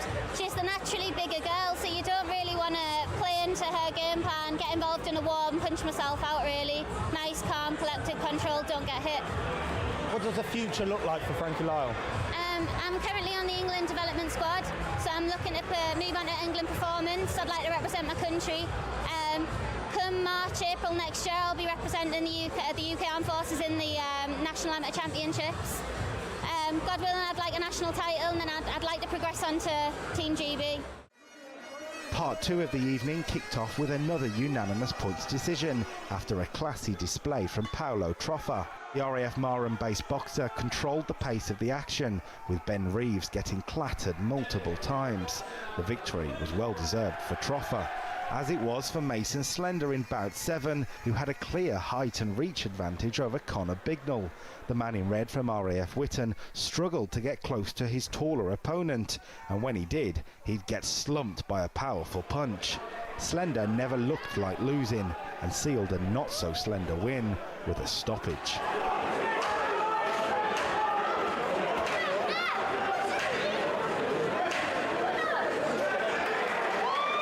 From domination to close to call, bout 8 was a light heavyweight contest, seeing Lewis Denton Frey in red take on George Gattenby in blue. Both boxers got their licks in, but it was a standing count served by Gattenby in round 2 that was decisive. Bout 9 took us into the heavyweight scene, meaning slower but more powerful action. In round 2, Lewis Neal clocked Adam Collins with a well-timed punch, and the referee gave the win to the man in blue. The final bout continued the theme with another stoppage, the 5th of the night. James Durkin from RAF Marham was a battering ram on attack, and after a dominant first 2 rounds, he ended the contest with time to spare. An action-packed night then, with a number of boxers getting to impress. The atmosphere matching the heat of the ring made for an RAF Championships to remember.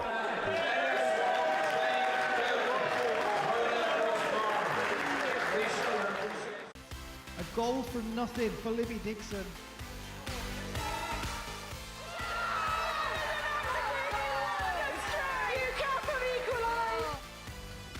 The Irish have got that equaliser, and look what it means to them.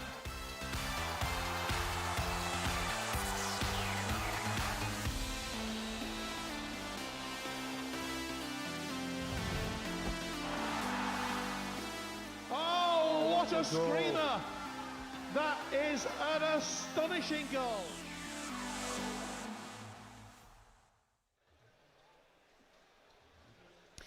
Welcome back to this international boxing event live on the BFBS Forces News YouTube channel. The British Army against the Bahrain Royal Guard. We've been treated to a wonderful display of boxing so far here in Catterick. And I'm delighted to say I've got alongside me Sergeant Khamis, who was in the first bout of this evening. And commiserations on the result this evening for yourself. However, a very good start, 3-1 up are the Bahrain Royal Guard. And what have you made of the event so far? How exciting has it been to be part of it? So we'll just get you your microphone here as well. And yeah, a very intense experience for everyone here watching. What's it been like in the ring? First of all, thank you for joining me today. And it was so excited today, the event and everything. And fight as well. For me, to be honest, it doesn't matter the results as I get my performance at the ring. So I did well, alhamdulillah. And I'm looking forward to next competition, inshallah. And how excited is everyone in the Bahrain Royal Guard camp? Obviously, with that good start in the first half of this evening's event, how hopeful is everyone that you can continue that in the second half? More is coming, inshallah. More is coming. And what about your preparation leading to tonight itself? I mean, when did you arrive, and how has it been in training before tonight? We arrived Thursday, May 4 days ago, and we prepared for that before since 3 months ago, yeah. And just we coming here and we was ready for do it. And when you first got the call, when you were first told you'd be competing tonight, just give us a sense of what you were feeling. I'm sure plenty of excitement there as well, and perhaps some of that nervous energy. You mean the first bout for me? Absolutely. To be honest, it was my coach. He was said for me, he will keep it at the middle. And I said for him, no, keep it the first bout. It's okay for me. It's fine. Doesn't matter. Well, what we've made of the quality so far. It's been a very impressive night of boxing in your bout and the 3 bouts that we've seen otherwise as well.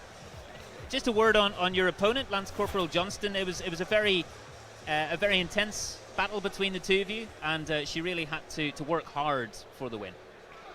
Sorry, I didn't understand. Your opponent, Lance Corporal Johnston of the British Army, getting that win to begin with, it wasn't easy. You didn't make it easy for her out there at all. Yeah, of course. me and she, each one of us, we want to win back. So of course we will keep everything there for me. Every time I say that, I will never give up.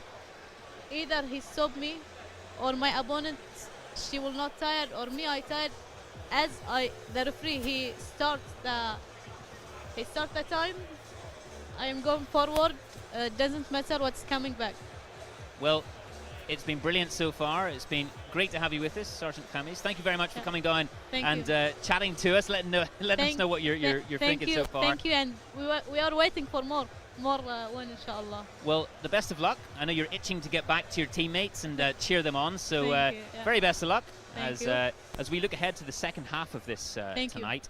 Bahrain Royal Guard there, as we say, 3-1 up so far, and the British Army looking to get back out in the second half and really punch hard and get that first win in the fifth bout if they can, to get themselves back into that momentum, really. But the crowd here has been vociferous in Catterick.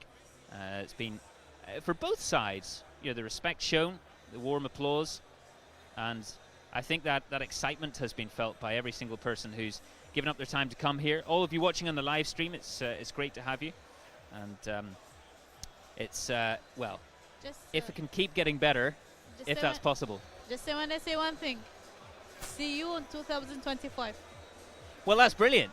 We're already looking ahead. With good performance, inshallah. The anticipation is there, and we mentioned the history of this event and how this tradition of this night itself between the Army and the Bahrain Royal Guard keeps growing, and boxing in Bahrain keeps going from strength to strength as well.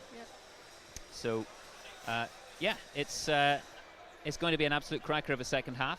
We see the Welsh Guards getting ready to drum as well. We're going to be in for a bit of a drum display as everyone makes their way back to their seats, and keep your eyes peeled for what we're about to witness. And the weight categories as well. A couple of big heavyweight bouts in there, 92 kgs and 92 plus as well. As both sets of coaching staff will be addressing their fighters and letting them know what they expect of them, and also what to expect of their opponents. And as tonight is a special night, we've got plenty of other special events in the military sporting calendar, which we've been proud to bring you on BFBS Forces News YouTube. And here's a little sense of what else is coming up as well.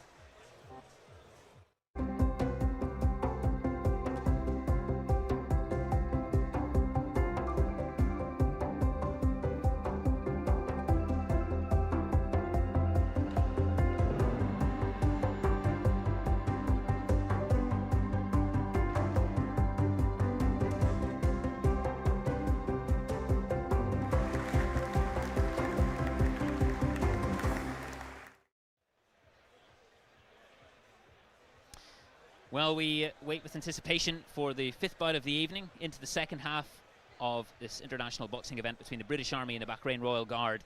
And what a treat it's been so far as Shane Sadler, my co-commentator, gets his seat. And, well, it's been a feast for the eyes so far. What are you hoping to see in this second part? Great first half of boxing. I think now obviously, if you look at the scoreline and how it is, I think both teams will then going to come out strong. If the first half has set the tone for the second half, I think we're for a great evening of boxing to finish us off. I guess 3-1 in a way perhaps doesn't quite reflect how close things have been. We've seen those split decisions, certainly in the third and fourth bouts. What will Ches Nihil be saying to his fighters in the interval? What will he be saying to Fusilier Calderwood, for example, coming out in the fifth bout, to expect and to really get themselves back in this contest? I think so early on, I'm sure he's had his sort of team talk as he's gone in there, as we do in the changing rooms. I think that first belt will be vitally important to come out, get that win, go back into the changing room, touch the glove of that next boxer going in from the, for the box of the fifth belt, get them back to winning ways, and let's see what tonight brings. Well, it's great when you hear the likes of Sergeant Kamis, who was just talking to us, speaking about next year and saying, watch in 2025 and look ahead to what they've got coming up. That must fill you with a lot of joy, hearing the the anticipation and just how much they live for these events and how much they're excited to be part of them. It really is, and like I say, to see her box, last year was quite a good thing for me when I was out there before. I said, I'd done a bit of pad work and stuff like that with her, and you could just see, from then, a few years later, she was boxing here last year. She'd improved again and again, improved again. I just think, on the night, Lance Corporal Johnston was that little bit better. She performed in the way that, she knew she could box. She should box long. She could catch her shots. But again, great to have them on the evening. How much it means to the Bahraini boxers to be here tonight at the, at ITC. So it's a great evening. I think the crowd almost has needed a bit of a breather. Perhaps those of you watching at home as well on our live stream, the PBS Forces News YouTube channel, have needed it as well. But just the intensity and the pace with which some of those fighters came out of the blocks, it got everyone on the edge of their seats. It did, and that comes with experience as a boxer. Your nights like this, you don't let it affect you too much. You'll get in there, like the Bahraini boxer, we see them, some of them were quite composed in the way that they were boxing. You've got to deal with the atmosphere, you've got to deal with the high pressure like tonight. Once you can deal with that comes with experience, where a lot of these boxers, they haven't got that yet. But, for the show they're putting on for everyone here, it's been brilliant. What do you think it will take for, we mentioned how much, and you were saying with your personal experience through the recent years, how much Bahraini boxing has come on. What will it take for them to keep improving? Is it just more events like this, and seen by so many eyes? I think it's events like this, going out there competing internationally brings great experience. They're going out to different countries. I mentioned it before. They're having training camps, with different countries overseas. Putting their boxers into pressure environments, which again, it just gives them that added experience, sparring against different people week in, week out. The experience that Tony Davis has got, ex-GB coach, coached at the highest level. He's got them contacts, he's got that knowledge, and I think that's starting to show with the team, and where they're going and what he's trying to achieve out there.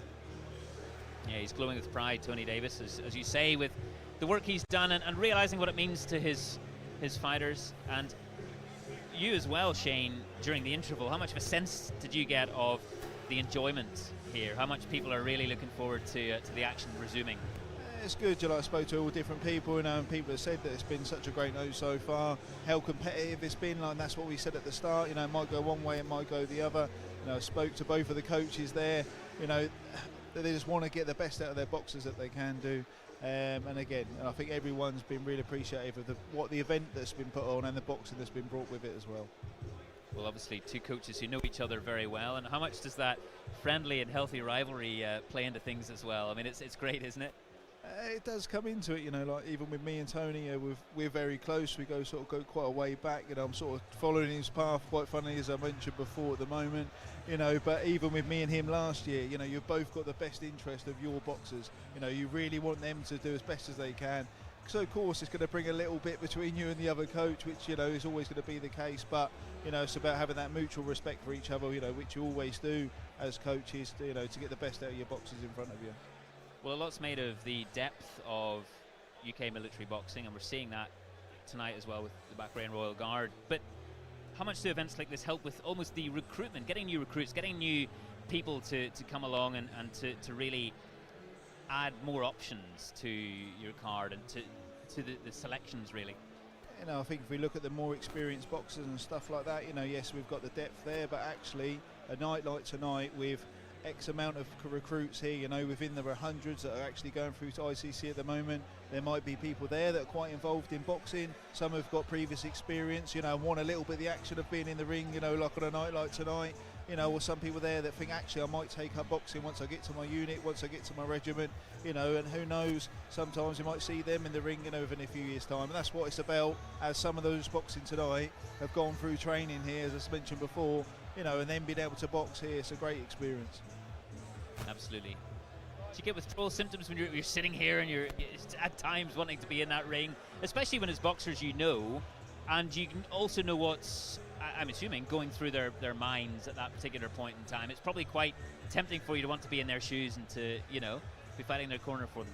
Yeah, definitely. If you could be in their shoes and be in there yourself, I think that's the buzz that it gives you. But however, as a coach, and I'm delivering a coaching course up here at the moment this week, you know, I've tried to sell to the coaches that, yes, you know, you as a boxer, you've got the emotions of you going in there. That's one person. On a night like tonight, and coaches that are in the corner, they've got the emotion going through them 8 times. You know, they've got the win, they've got the loss, then they're picking the team up, then they've done a good performance. You know, so it's like you ride the wave as a coach, but it's about, you know, just maintaining the discipline, maintaining the composure, you know, and then focusing on the next boxer that's going into the ring. And an event made even more special, of course, by the presence of His Royal Highness, and being here and seeing what that's meant to the Bahrain Royal Guard, and the fist bumps, you know, when the boxers come out and get ready to go into the ring, and after a bout as well. It's pretty cool. It's a great touch, you know. It's great to see, you know, His Royal Highness here, you know, His Majesty obviously viewing and watching it, you know, watching it online. It's great to have them involved and watching it, and it just shows how much it means to them as well. You know, that's a personal touch. You know, maybe that little bit of an added extra that maybe might be needed when you get in the ring. You know, maybe that might be the case.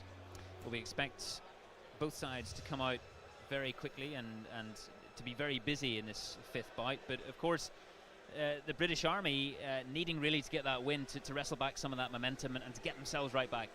Definitely, this first belt will be important. You know, get in there, get a good result. You know, then let's see what the evening brings. But you know, I think we're in for a treat for the second half of the boxing. Well, as some of those VIPs and guests of honour make their way back ringside, and we await the Welsh Guards for this drum display, which will get things going in the second half of this international boxing event between the British Army and the Bahrain Royal Guard. Bahrain Royal Guard in blue, on the blue corner I should say, in green in fact, but in the blue corner, and 3-1 up so far in the bouts tonight. We had a couple of unanimous decisions. First of all, Lance Corporal Johnston of the Army with that first win of the night, that was unanimous. And then Private Althawadi of the Bahrain Royal Guard getting one back for the blue corner. And then some split decisions as well. So fairly close, certainly in the 3rd and 4th bouts. And we stay with the same weight going into the second half. The 5th bout will be a 57 kg battle between Fusilier Calderwood of the British Army and Private Mohamad of the Bahrain Royal Guard. So don't go anywhere. It's all to play for here. Very, very exciting second half in store. And a very exciting time of year on BFBS Forces News. Plenty happening in the military sporting calendar. We've got the Army Sports Awards coming up live on Thursday. We've got live football to bring you as well midweek. You can always check out our website, forcesnews.com, for more details on how to check out all of the live sport we're bringing you and all the different bits of coverage that we have coming from right across the sporting spectrum with BFBS Forces News. And do let us know where you're watching this evening, wherever you may be, whether you're in the UK, overseas, in the comfort of your own home, or indeed on your travels. We love having you with us. It's brilliant to have you joining our live coverage tonight. And some of the staff, coaching staff, both sides are coming back in. The MC, W1 O'Brien, coming back in. And he actually said at the beginning of this evening he wanted to give a shout out to his kids watching. And it's great to have you too. As the Welsh Guards prepare for this colourful start. The second half.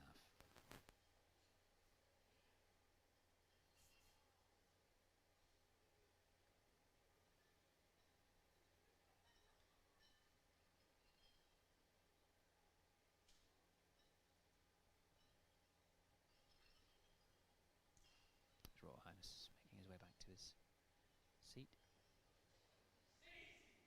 And the spotlight comes on the drummers, the Welsh Guards. This display of rhythm here in Catterick.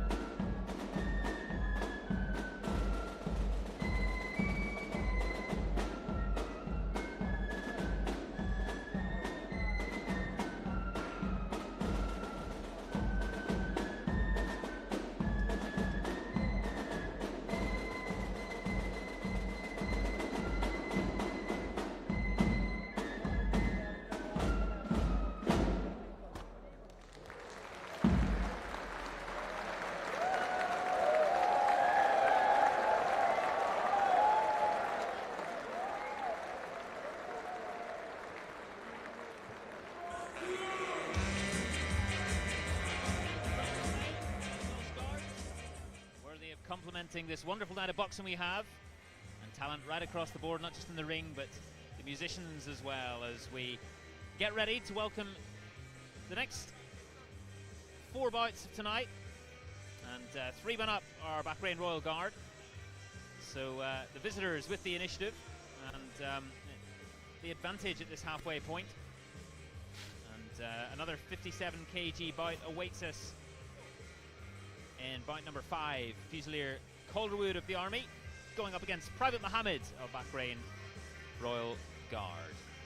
And that musical display, Shane, just another thing that makes this night extra special. It does, you know, it gives us that sort of extra added edge, you know, to come back for the boxers after a bit of a display like that. I think it's brilliant. I think we're in for a great belt, the first one after the interval. You know, Fusilier Matty Calderwood, current elite UK Armed Forces champion.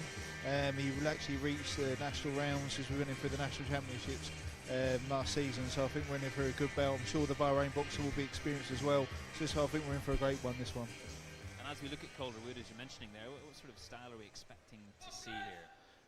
So he can box on the front foot, he can be quite aggressive, he comes forward again, but also he can change tactics, he can box on the back foot, you know, he'll sort of pop the shot, he can move off, he's got good angles, he's got good feet, so again he can switch tactics for the person that's in front of him, so it'll be interesting to see how he does box this evening and if he actually has to change tactics and change his style. Well, his opponent, Private Mohamad, is piped in, the man in the blue corner tonight.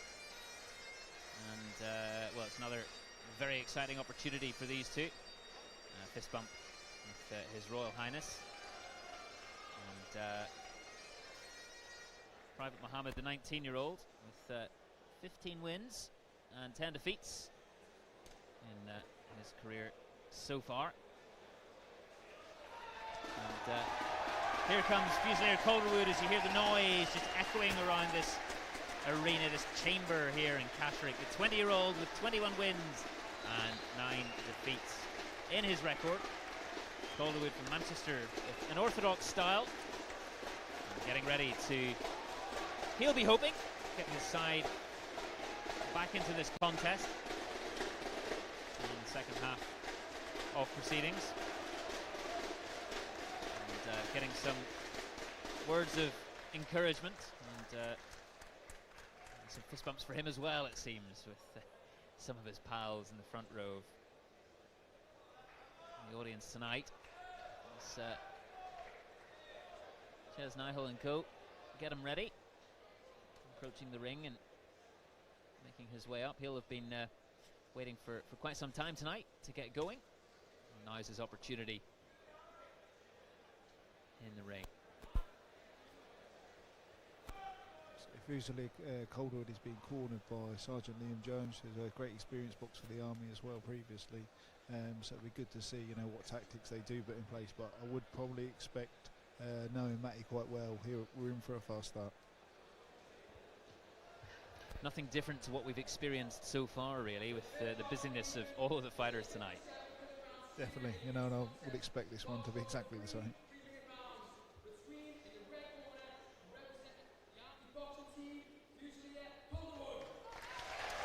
Red corner, Calderwood.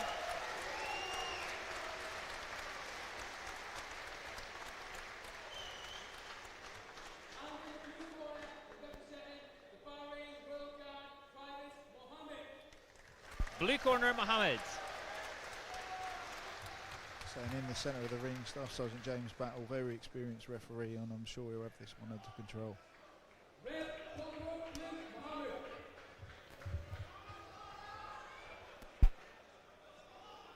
Referee just getting things underway, and here we go. And a fast start indeed. Mohamad right into Calderwood there. Calderwood bouncing right back. If we look at the styles, you know, we've got the Bahraini boxers, the southpaw. Matty, he just started orthodox, but he can switch as well, so he might switch stance potentially.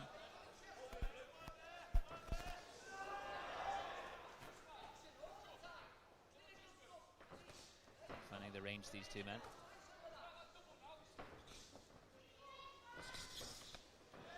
And some explosive pace there from Mohamad. This one started well. It seems the styles are going quite nicely together. I think it should be a good bout. tempo they've shown so far.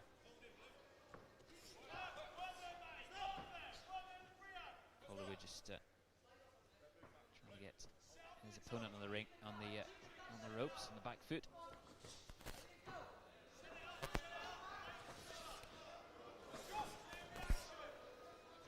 Both just need to settle down a little bit here. You can tell they've both got good boxing ability. Stay a little bit more composed, a bit disciplined, and do what you do best. Stick to your style, which might be the case now. Last thing you want to do is let that any of that frantic energy just lose your shape, lose your stance. Yeah, and I think that's what's happening there. To be fair, the Bahraini boxer having a good bit of success, but then like the stuff he's doing now, just stick to the boxing. Having a bit of success, don't get too carried away. Stick to what you're doing. And we want this belt to be tidy. They're two good boxers. We don't really want to be seeing this. Get back to the boxing. A bit of excitement there from the crowd, as you'll have heard, and the mouth guard of Private Mohamad just finding its way onto the floor. And the referee just making sure everything is good to go again. And some water there on board, and here they come again, and well, barely a hesitation. Straight into action.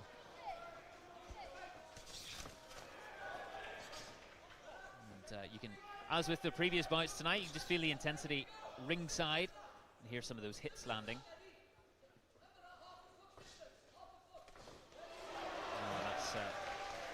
I think they're both scoring some good scoring shots. The Bahraini boxers scoring the cleaner shots, I would say. And again, the Army lad, Fuzu Calderwood, he's coming forward. He's trying to have a little bit of success as well, but just needs to relax there. Don't go too big. Don't look for that big shot. Just let it come. Mohamad doing well to evade some of those attempts there from Calderwood.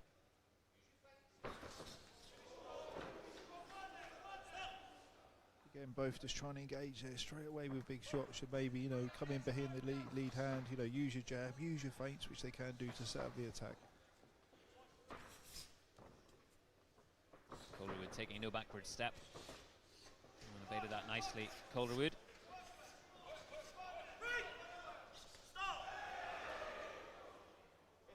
What about both defences so far, Shane? Like I say, from both of them, just be a little bit more composed. I can see Calderwood getting a little bit frustrated now. He's shown that a few times. If you miss a shot, you've got to let it go, forget about it, and just move on to your next attack. You can't let it eat you up a little bit, get a bit more frustrated, load up with another big shot. Just have that little bit more discipline and stick to the boxing, probably from both of them. Now both men back in their corners here, just getting spoken to by their coaches, and some water. It's getting loud in here, and both men will be fully aware of everyone cheering them on. Of course, trying, as you say, Shane, to maintain composure, as excited as they may get, and try not to let that energy lose their discipline, and have that shape kind of going awry as well. Yeah, definitely. Like I say, I think both of them maybe let it go a little bit. You see, Calderwood get a little bit frustrated. The Bahraini boxer, getting a little bit, doing a bit of showboating and stuff like that. Stick to what you're good at. If you have a bit of success, let it carry on. If you don't get frustrated, then just move on to the next attack. Well, as we've seen with how close some of these bouts have been, the minute you take your foot off the gas, maybe if it's showboating or otherwise, well, you could find yourself very quickly looking down. And here they come again in the second round. Getting straight back into the action, so Calderwood's come out a little bit busier, but the Bahraini boxers curing their scoring shots, they're catching the clean eye-catching shots, which sometimes, should be the case with the judges. That's what they should be scoring. It was nice from Calderwood, landing some scoring shots there on the man with the blue gloves.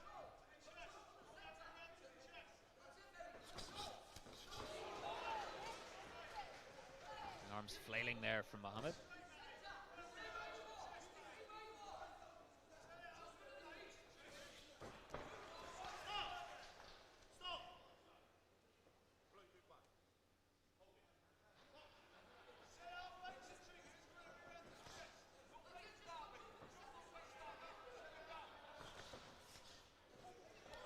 And Mohamad landing a shot or two getting the sort of cleaner work, and I think Calderwood just needs to react that a little bit quicker. As soon as you feel the shot, then you've got to react. You've got to come back with that counter. If you don't react quick with the counter, it's gone, and then you've got to start again. It's going to be sharpest attack here. As you can hear from the Army corner, he's saying set the attack. Don't just go for that big shot. Maybe come in behind the jab, use a feint first. Set the attack before you throw it.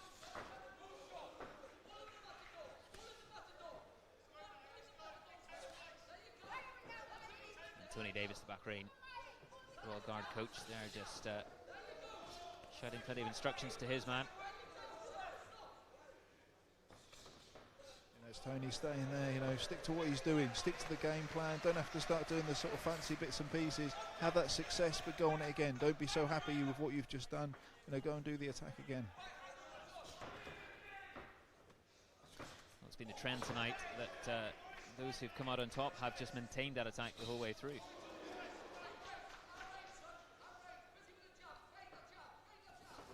As he's saying there, use the jab, use the jab, use the jab. Wants to set up the attack, give that little bit of range when he needs it to then, catch his opponent. And using the jab there. It's a good effect, Mohamad, but Calderwood getting him back.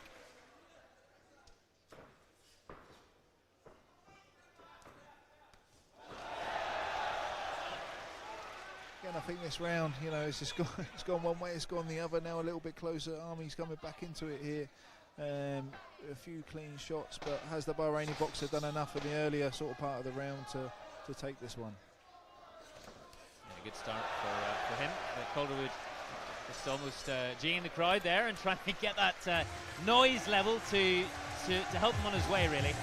Yeah, Calderwood trying to fight his way back into it after these couple of rounds that we've seen. Yeah, it is. Like I said, I think quite close round, probably going towards blue at the start of the round, then trying to sway it back in the favour of the Army boxer. But the Army boxer there sort of scored 1, 2, 3 maybe clean shots in that later part of the round, and that's what the judges see last.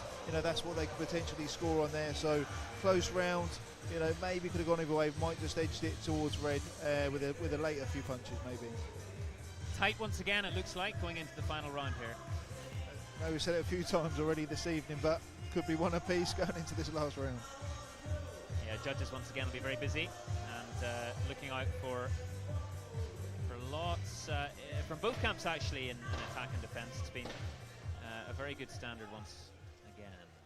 As the referee gets the two men ready, gets them up from their corners, and here we go for the final round in this fifth bout of the night. I can imagine Calderwood will come out busy this part of the round here, or he might actually be composed, maybe a little bit of tactics from the coaches.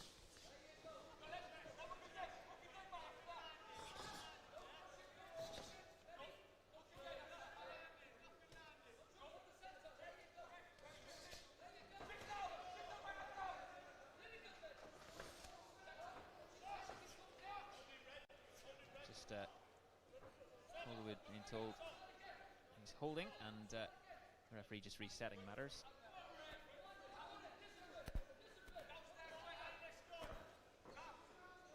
Yeah, Tony shouting then, discipline towards his boxer. Wants him to stick to what he's doing. And then the same with Calderwood. I thought he'd come out a little bit busier than this. Actually, maybe the game plan from the corner there.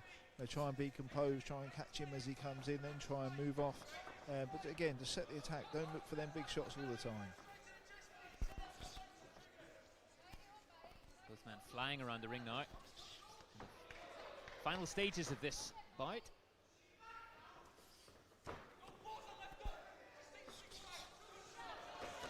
That's a good shot there from Calderwood.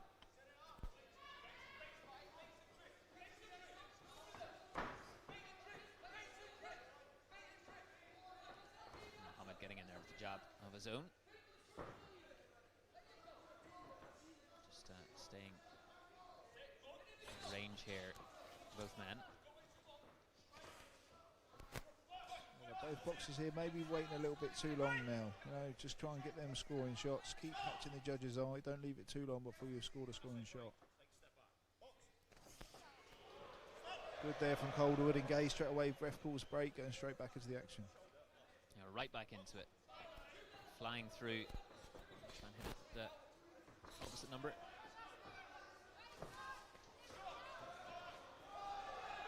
See about their shots there, don't need to take them shots, come out with your hands high. And both having a little bit of success here. It's good for Mohamad this time. With the blue gloves.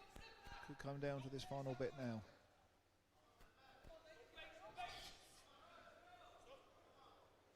The referee just a long time there. Stop. Both men oblige. Keep that discipline. No matter how much fatigue might be creeping into those muscles. Mohamad being told not to hold. Could be important. Last 10 seconds could be important now. Catch them scoring shots. And both men really going hard at it here. You can hear the crowd just lifting their voices.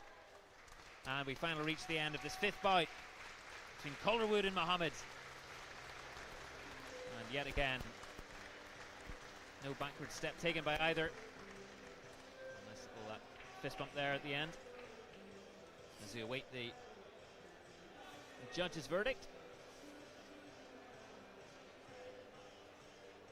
And that was another ferocious encounter, Shane Sadler. It was, both boxers there, giving their all 100%. Be interesting to see what the decision is here now.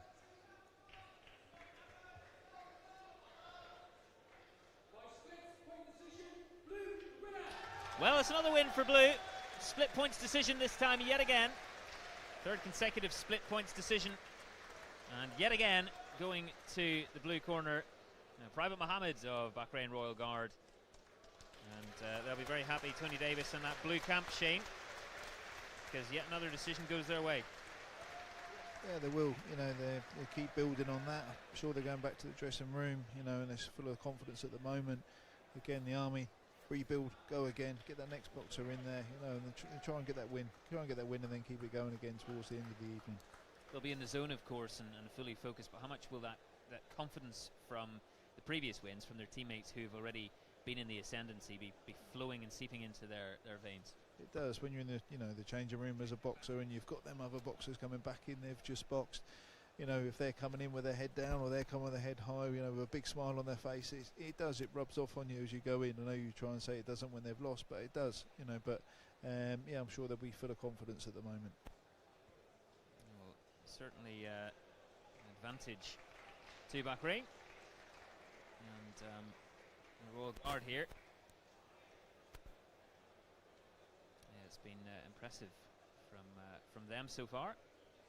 After that early defeat they took in the 1st bout. Split points decisions going their way. And once again, boxers receiving their medals. And something they'll helps them to remember this night. A very special night, one they'll never forget. Competing in front of this audience. And for those of you at home watching and around the world.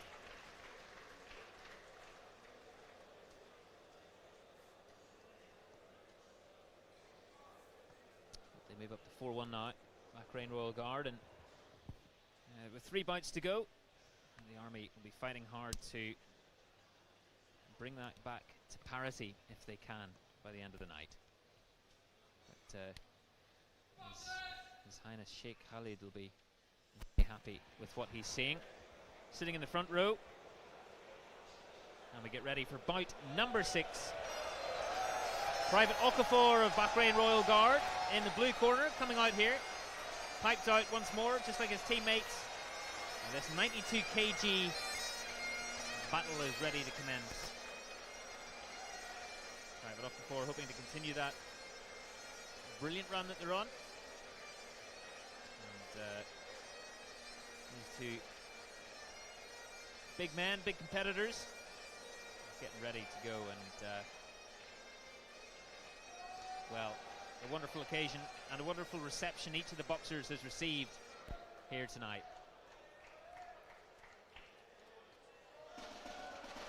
And he'll be up against Lance Corporal Harris of the British Army. Lance Corporal Harris 28-year-old with 8 wins and 2 defeats. And Private Okafor, 2 wins and no defeats to his name, the 29-year-old. That's Corporal Harris in the red corner, the orthodox fighter from Derby. And Shane Sadler, it's a must-win really, these last 3 bouts for the Army. Yeah, he's, Lance Corporal Harris, he's just been boxing for the Army Boxing Development Team, so this will be a great experience for him going in the ring tonight. Moving up into the big categories now in terms of weight, 92 kg.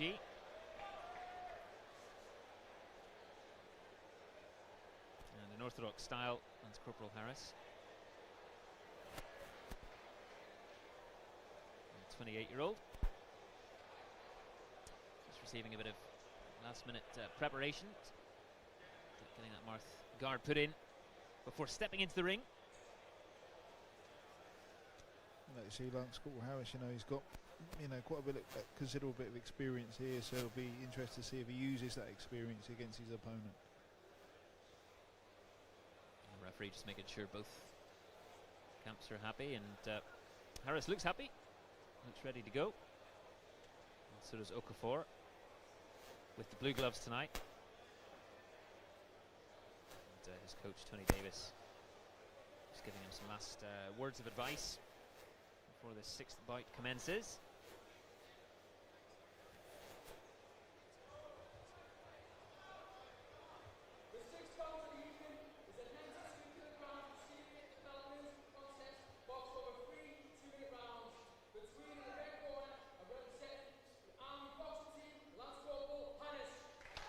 Red corner Harris for the British Army.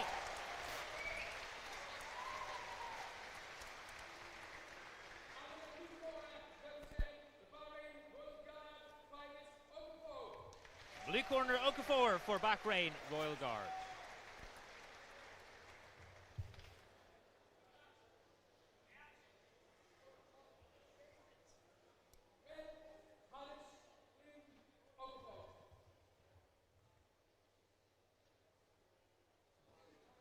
Referee just setting both men. Ready to go here. Maybe in for a fast start again, who knows? Wouldn't surprise us, would it? Oh, and a fast start is what we're getting here from Harris. Furiously piling into his man. Has him up against the ropes here, Harris. And Okafor fighting back hard here. Landing some scoring punches. Some big shots going in there by both here. Both got to be a little bit careful, keep a little bit composed. At this type of weight, it literally only takes 1 shot. Well, busy's what we thought we'd get, and busy's what it is. I mean, this is quite the pace to start with. And that's nice there from Okafor. With those jabs.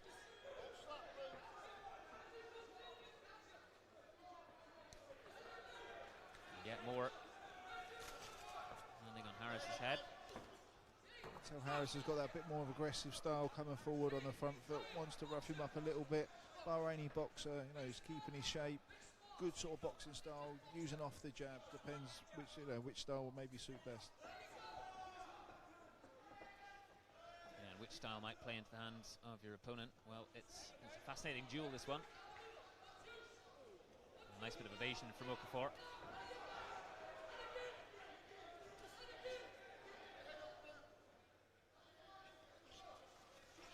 Ducking out of the way that one as well.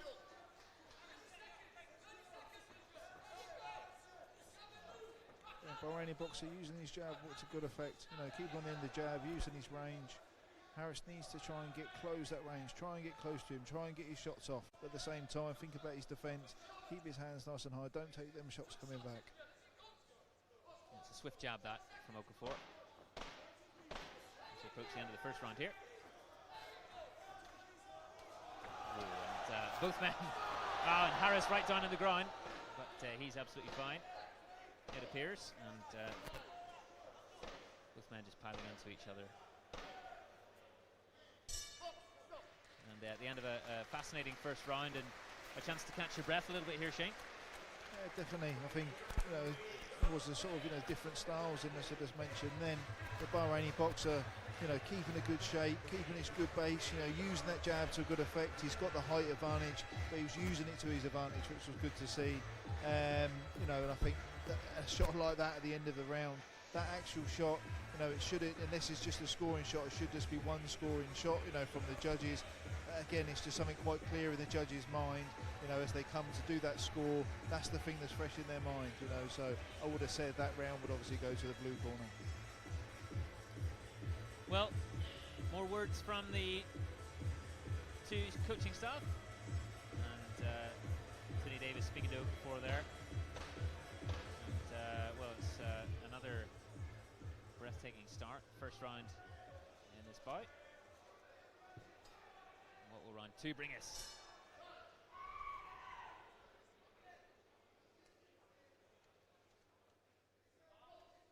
And they're ready to go once again.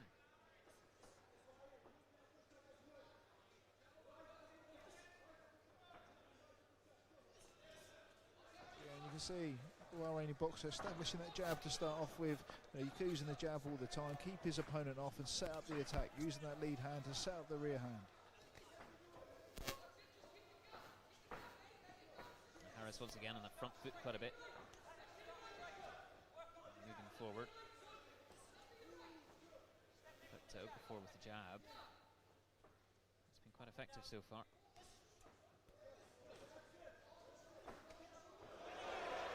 Good from Harris. Yeah, that's better, he's looking for that shot. He's been a little bit more composed, not going rushing in. Just try and close that range, get them shots off. Try and cut the ring off. Put the Bahraini boxer in the negative areas within the ring. Cut the ring off, then get off the attack. Moving into that corner and coming back out, those two. Get that uppercut going there. Okafor approaching the end of this round.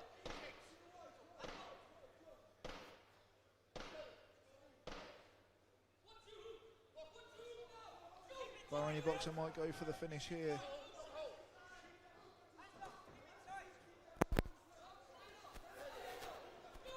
Okafor now in the front foot. To get his man right back where he wants him on those ropes. There's a big body shot there just gone in. Oh, and another shot from Okafor.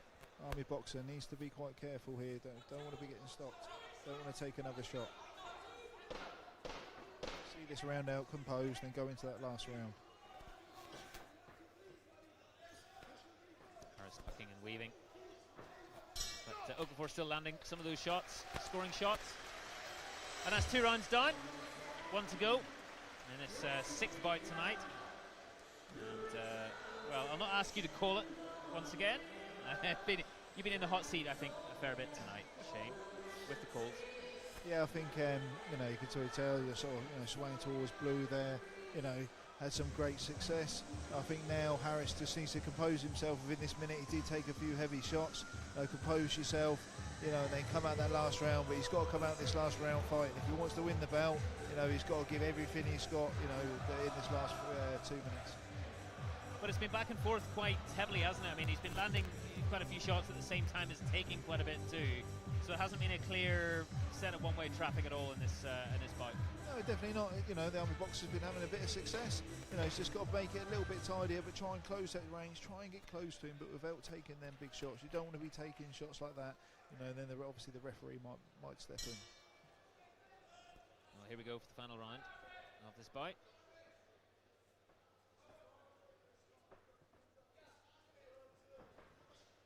Okafor just getting out of the way of those jabs from Harris.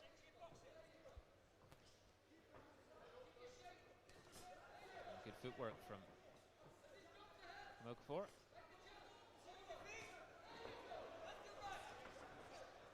Harris doing his best to try and get out of trouble here, but there's a few shots landing. He comes back with a good shot there, but like I say, just needs to stop taking them shots himself. He can't afford to take them big shots. Just get your attack in, think about your defence. Referee just maintaining some order here amid all that intensity and staring each other close range in Okafor.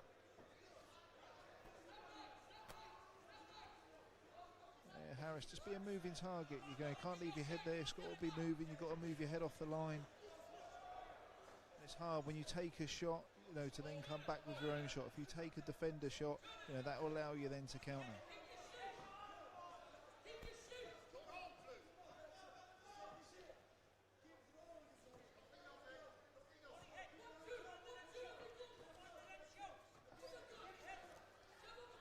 Right up against the ropes here, Okafor. Referee just asking Harris to listen. Yeah, Harris coming on a little bit stronger here, having a little bit more success. It's going to be interesting to see, both fatigue, both sets in for both. Who can then maintain. Nice from Okafor. Ref just checking. He's good to go. And well, the bout's been stopped. And Tony Davis, the Bahrain Royal Guard, with some appreciation for what his man's done. And Harris there just, well, the ref did count and got stopped there in the end. Yeah, like I say, I know Harris, it seems that then there he was coming back into it a little bit, which was good to see. But you just can't keep taking shots like that, especially in amateur boxing. Once that referee's in there, they're in control of the safety. They can see what's going on, and definitely the ref that made the right call there. That good spirit between the fighters. Boxers have. The referee to start the contest. Blue is the winner. And it's another win for Blue. Private Okafor with another W for Bahrain Royal Guard. That stopped the contest in the final round of this 6th bout. So that's an unassailable lead for Bahrain Royal Guard now. 5-1 up with just 2 bouts to go. And can the Army pull some back here, Shane Sadler? It's going to be interesting. Like I say, the last 2 boxers that are on, Guardsman Young Hastings, again, he's come through the development team. I did actually wanted to get him on the Army Elite team a couple of seasons ago, but however, he wanted to focus on his career, wanted to get promoted again, which is what we're trying to balance quite well with them full-time boxing. So he's gone away and done that. Now he's focusing on his boxing, which is good to see. Lance Corporal Liam Moulds, on the last belt of the evening, current UK Armed Forces champion, again reached the rounds of the national championships, and a very, very talented boxer. 6 bouts down tonight, and His Highness Sheikh Khalid will be sitting there very happily, and His Majesty King Hamad watching on tonight on our Forces News YouTube channel live stream of this event at Infantry Training Centre in Catterick. And a couple of bouts to go. Keep your eyes peeled, see if the British Army can pull a couple of wins back. It's been an impressive performance from the visitors this evening, Bahrain Royal Guard. It was a 6-2 win for the Army last year. And, well, Royal Guard have won this evening, but we're still waiting to see what the final score will be. Whether the Army can finish on a high, Shane. And, well, nice to see both men shaking hands and receiving their medals. Nice memento from this special occasion as we get ready for the 7th bout of the evening, penultimate, 92 plus kg. And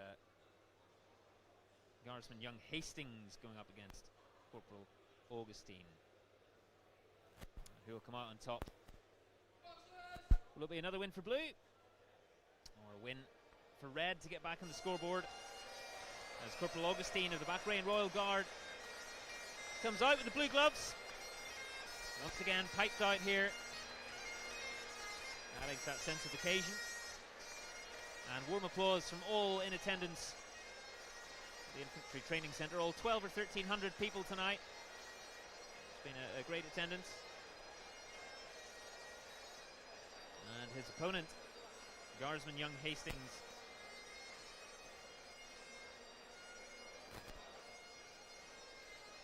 waiting to come out.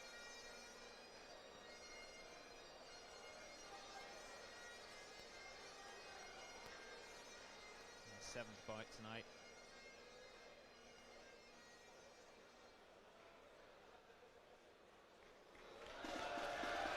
So young Hastings for the British Army. And being drummed out.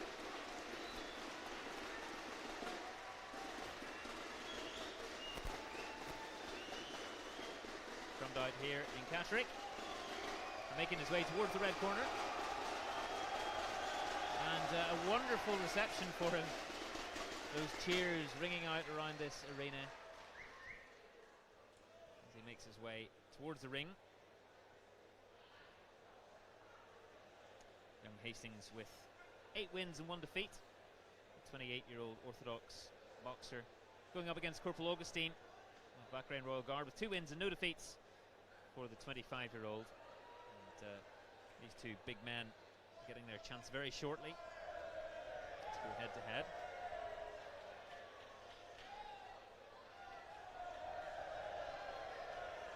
And well, both sets of fans here just trying to gee up that noise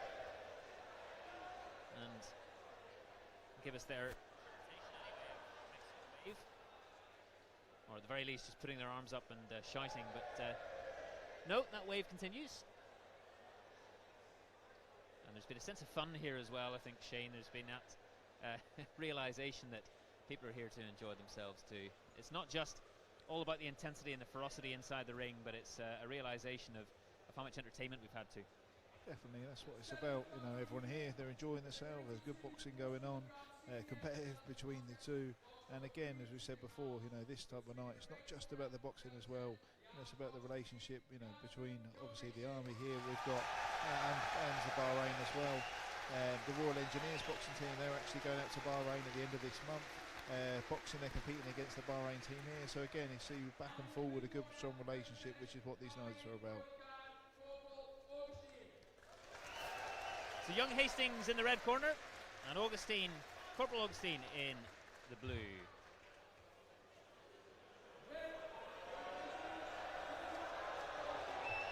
Well, both men staring each other down here and getting ready to unleash everything they have. Just finding their ranges. Again, southpaw and orthodox. Always an interesting mix-up, that left-handed approach in southpaw. Oh, it's a very, very busy start from Augustine. Some big shots going in here, especially at this weight. You've got to be careful. You think about your defence all the time. And John Hastings landing a couple of shots right back here, and you can hear the crowd just trying to raise him here as well. Success for both boxers here, but again, it only takes one shot. The super heavies are in there, one shot, and that could be it.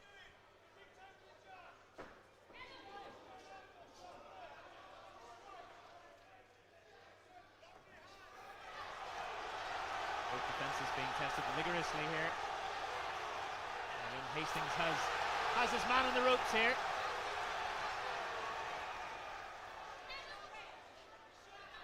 Both come out quite busy here, especially at super heavyweight. It'll be interesting to see, as I said, you know, some of the other boxers, once that fatigue sets in, you know, who can then maintain it once we start to go into the, you know, the second and third round.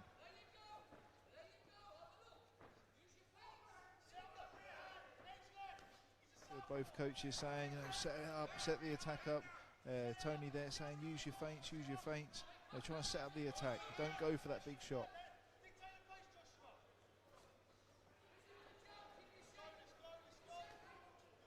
Hastings. And Augustine trading blows here. Both landing some scoring shots and some big hits.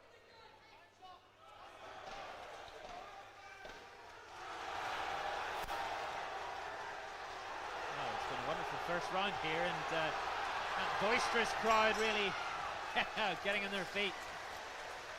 Fantastic stuff, Shane Sadler. A high intensity round. I think that'll be a high intensity round for middleweights, let alone super heavyweights. But no, great.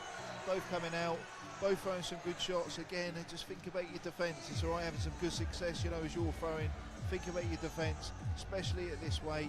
Both coaches now, I'm sure, will both be saying that.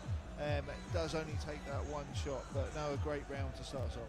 And especially with the energy that we've seen in this first round and mirroring, I guess, what we've seen in a lot of other fights tonight. Just a word on the stamina of some of these boxers. It's incredible, really, just how they maintain that.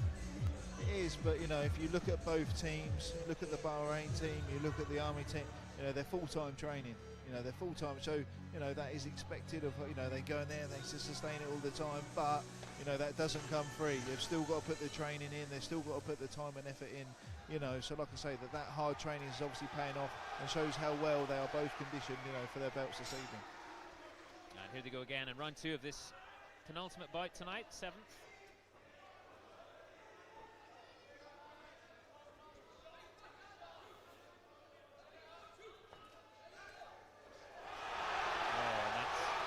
Good from young Hastings. You see a Bahrain boxer, he's looking for the hooks more, where Hastings is keeping it nice and straight, he's keeping it down the middle, and it's good. He's punching within that small window, he's catching his opponent. Just got to be a little bit careful, don't want to take one of them big hooks. I'm trying to get in with more hooks again.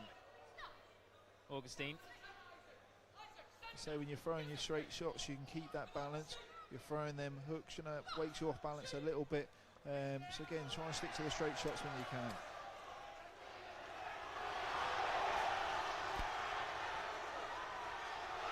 That's good from young Hastings once again. Lots of scoring shots here from the man in red. He's really getting stuck into Augustine. Right up against the corner.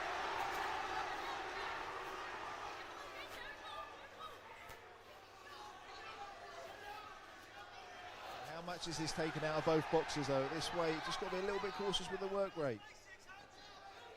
Yeah, still with another round to go, it's important to pace themselves.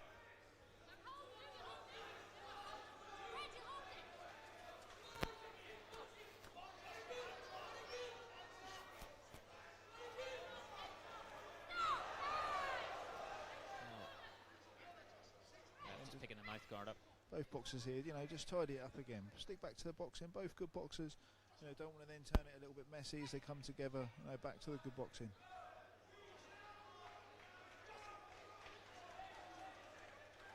Augustine just getting some more instruction from his coaches. Sergeant Chesnile there, just sort of screaming to them, Hastings, keep it straight, keep it straight. And again, he's having good success with what he's been told there. It's good from young Hastings. It's relentless from young Hastings here. It's a dangerous game. This is super heavyweight swinging like that. A lot of weight being thrown around, and wow, it's quite another breathtaking round of boxing here. That's absolutely fantastic from both men. Super heavyweight clash here, and well, young Hastings really getting stuck into his work there. Definitely, I think he did have the more success on that round, so we've said it a few times, we'll say it again, could be one apiece. Playing it safe there, Shane, I like it. Very, very good.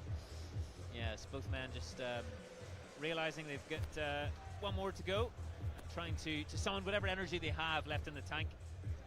That if they've been going very hard, both those opening, well, the opening round of the second as well.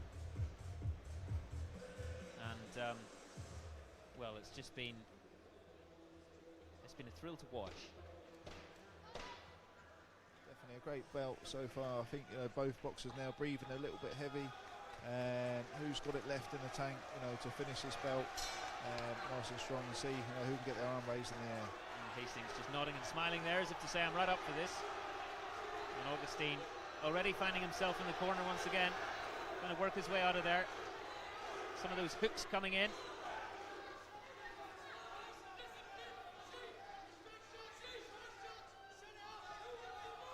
It seems Hastings might come on a bit stronger here. Sort of, we look at the fatigue. However, don't want to be taking one of them big hooks. Still think about your guard. Think about your high hands. So you don't want to be taking them shots. Those southpaw hooks.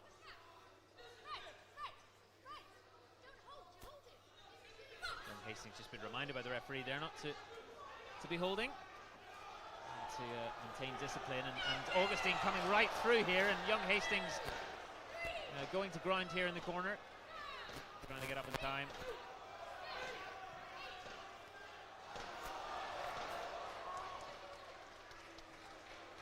Well, that's another one that's been called there, and once again for Bahrain, Royal Guard. It's well, another fascinating clash there, and just the referee stepping in, Shane.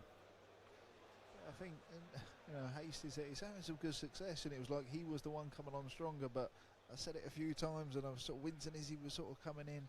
You can't at that weight, if you're throwing some good shots, you're having some good success, you can't afford to do it with your hands low, your head's still there.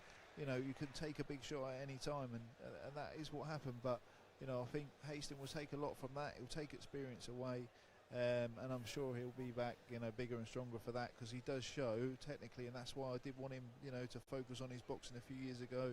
But rightfully so, he's done his career bits now, and I'm sure he may be, you know, a star for the future, especially at super heavyweight. But Augustine there being able to ride out those shots, and ultimately seeing off young Hastings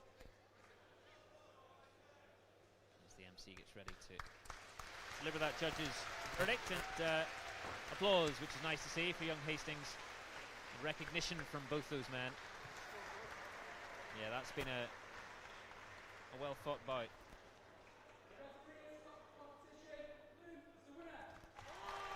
It's another win for Blue.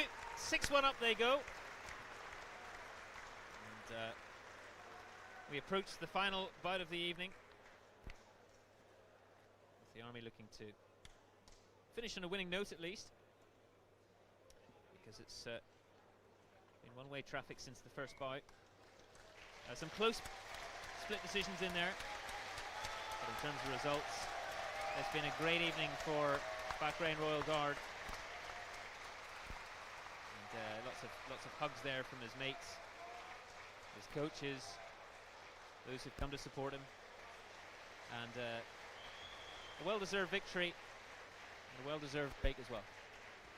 Definitely, you know, you said on the last bet, and as the boxers come together there at the end, you know, good handshake between the two. There's always so much respect shown for boxers at the end, you know, go from being intense there to in the ring with each other, but then that mutual respect to each other, shaking each other's hand, you know, talk about the belt, you know, that's what amateur boxing's definitely about. And they'll learn a lot from each other as well. You mentioned they're talking about what they've just been through, and learning their different styles, not just from actually competing against each other in there in the ring, but also maybe some, you know, experiences they've had, they're able to share, and some different ideas. Definitely, you know, and you look at, you know, different backgrounds, and you know how far we how far it is away and stuff like that. But again, it's just great experience, and you know, boxers like this, they box against each other, you know, and now's the day they follow each other on social media, and then they get a bit of a relationship and stuff like that. But again, boxing is a close-knit sport, and you know, stuff like that happens, which is, you know, it's what it's all about. It's good.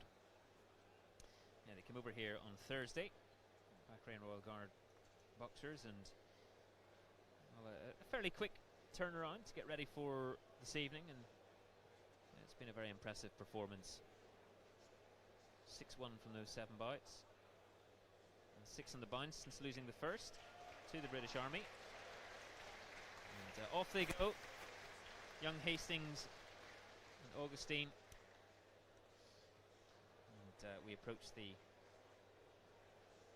climax of this evening's proceedings, the final bout of the evening between the British Army and Bahrain Royal Guard.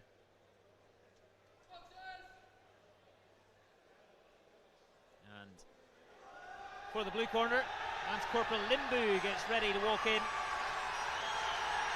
as the fights begin.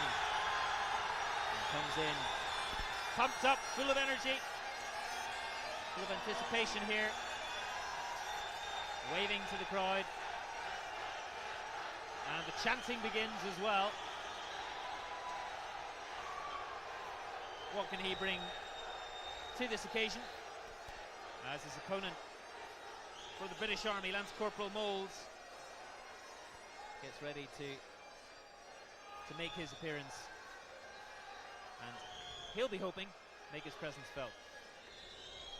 Definitely, be important now. Last belt of the evening. I'm sure this will be a great belt between the two. We say the Bahrain boxer did a little bit of work with him out in Bahrain, and as I say, Lance Moulds, had a really good relationship with him. Should achieve some good things in the coming few seasons. Just got to put that ability into the ring tonight. Stay switched on at all times, which I tried to remind him last season. That will make him progress. But again, current UK Forces Elite champion. I'm sure we'll see a great belt this evening. It should end the belt and the night well. However, a fast start, I'm sure. Once again, it's almost like we're hoping for it now, I think.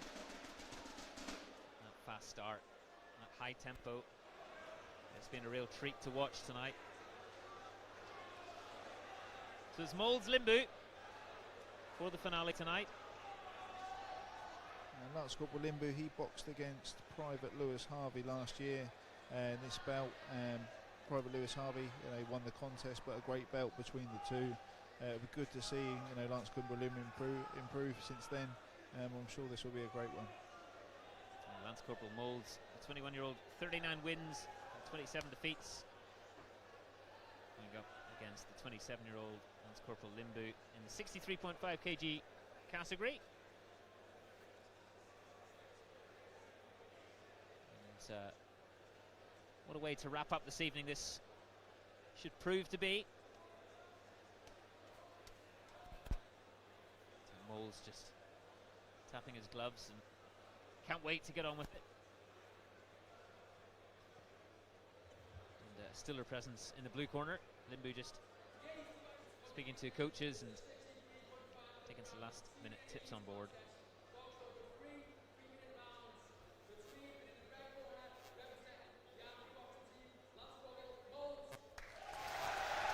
Red corner Moulds for the British Army.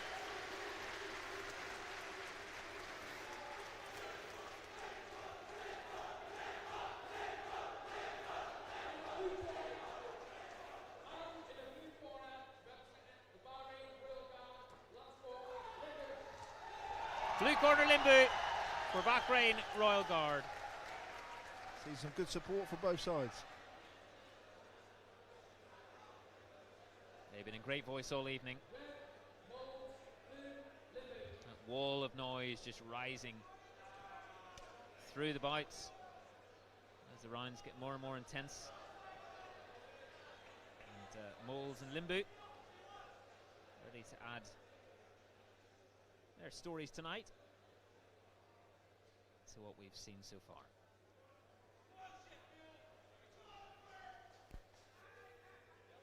Referee just checking everything's good to go, and here they come. The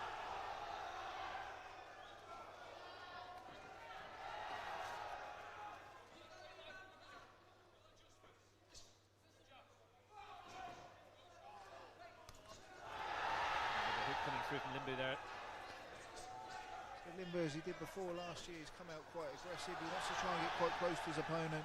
Leon just used to use his boxing ability, let him draw in, catch him with them clean eye-catching shots and then move off. Use his angle, use his footwork, use his movement. Now both men, once again, with a busy start, utilising that space around the ring. It's a good effect. So Leon just needs to give himself that little bit of range, maybe have that half a step back with his feet, then to catch him to move off. Well, that was better.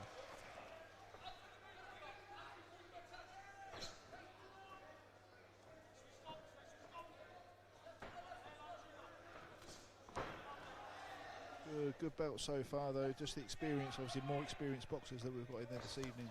You just see that sort of level experience that they've both got. Good shot there from Moulds with the jab. But Limbu very aggressively, almost throwing himself at his opponent.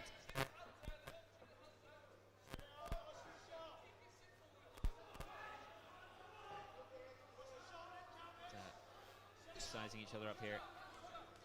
It's a couple of shots from Limbu. Both good shots going in. Just when there's a little bit of a stalemate between the two boxers, though, just have a little bit more movement, maybe feint You know, you want to keep your opponent thinking all the time. You don't allow them to have that time to think. Good shots going in here by Moulds. Good from both men here. Throwing plenty at it. You've got to be careful just to be able to maintain that.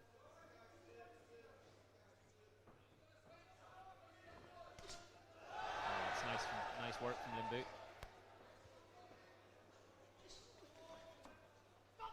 Both having success. Fairly even so far, you'd feel.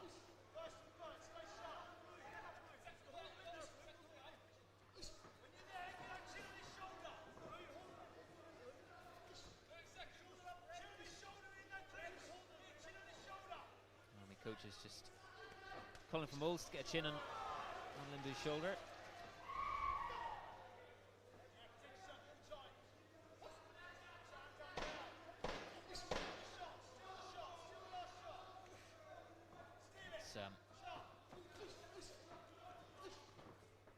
Good from both men, fairly back and forth in this first round so far. I'd say quite an even round, both having a bit of success. It depends, obviously, the scoring shots that are coming through like that. You know what the judges are seeing. It could be a close round between them two, you know, going into the second and third. Plenty of energy there, once again, and busyness sort of reflected in their defence as well. Both men landing some good shots, but not necessarily coming out heavily on top yet. After this first round, to wait and see. You can see Tony saying there within the corner, you know, he's wanting his boxer to go twice, you know, not just throw a one-phase attack, throw a two-phase attack. You know, don't go looking for the big shots. Try and set the attack up, which has been a sort of common theme for the night. You know, you've got to try and set up the attack. You can't afford to swing wild and go big. Set it up with a jab, set it up with a feint, and then you'll have more success after.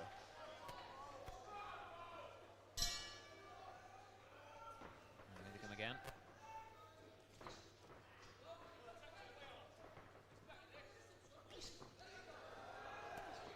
Very aggressive so far from Limbu.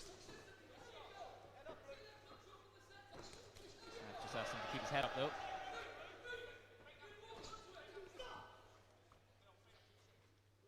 Leon just needs to counter a little bit sharper. You know, try and catch him on the way in. Try and catch him. Try and react to something. It's better. Use the jab. Limbu doing well to evade some of those attempts.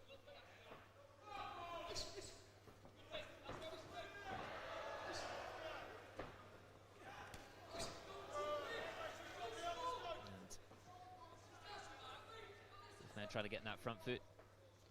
Yeah, Limbu just trying to walk his opponent down. He's trying to edge in his front foot, edging, get himself into range before he throws. Trying to cut the ring off.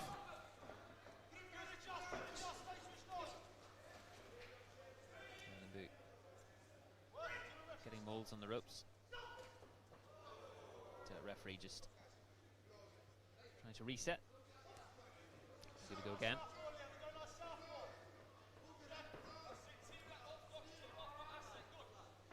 Yeah, Moulds just switching there. He's gone from orthodox. He's gone to southpaw. Maybe just trying to see if he has a little bit more success within that stance. Now versatility clear to show. Big shot there from Moulds. Moulds trying to build that momentum here.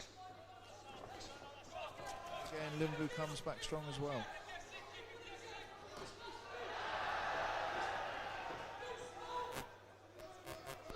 Both men and the good scores here. Yeah, both big shots going in.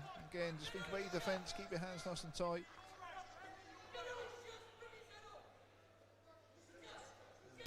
Tony, Bahrain coach, egging his boxer to go forward. Ref asking Moulds to keep his head up.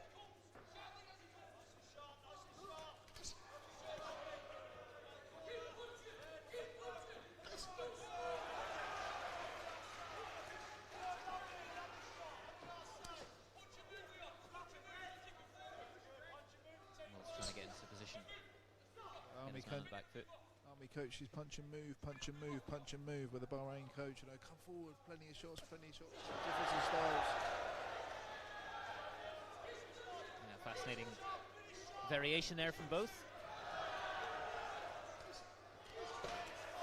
An important part of the round now. Who can clutch that clean shot?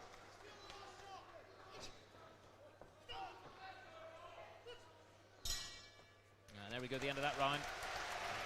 Well, it's we always talk about small margins, and as you say, trying to land that score, that critical moment that could see you through is so key. Definitely, you see both boxers, you see what they're both trying to do. You know, Limbu's trying to come forward on that front foot, he's trying to be disciplined, trying to edge his front foot in, then to go with his attacks, trying to do it in like a 2-3 phase attack. You know, Moulds there, he's trying to move on the back foot, he's trying to be quite effective, catch his opponent as he comes into him. You know, just don't want to be taking them silly shots, doing the good work, and then never being undone by taking a silly shot you don't need to take. But it'll be interesting to see this this last round, who comes out the busier and who actually takes the contest. Yeah. Chance just to have a little bit of a breather, and as you said there, both those styles, contrasting styles, contrasting suggestions also from just outside the ring. And here they come again. Maybe with those gloves up, but Moulds getting one in on there.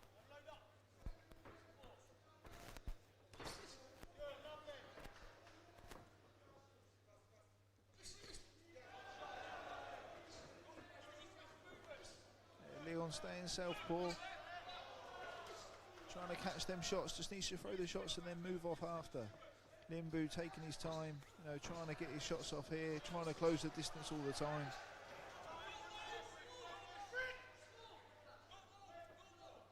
Stepping in again. The Army coach is saying to Moulds, just keep it simple, throw your shots, move off side to side. Yeah, make him come to you. Yeah, exactly that.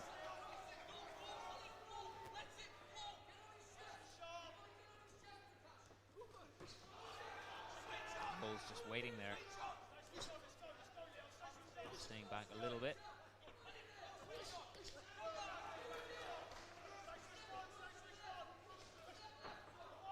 Both men fast and furious from Limbu.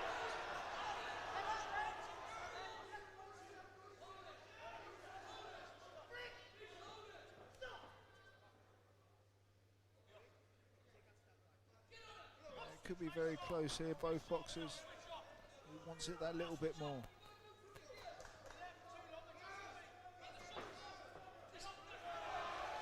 Nice work from Limbu there.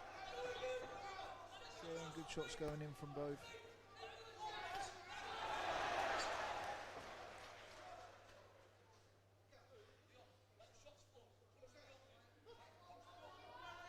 The blue box there that's being told, not to slap, punch the knuckle part of the glove.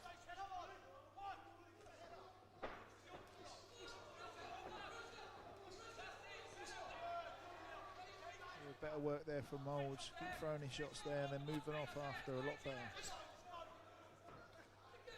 Impressive stuff from the man in red. Just, both gloves up there in defence.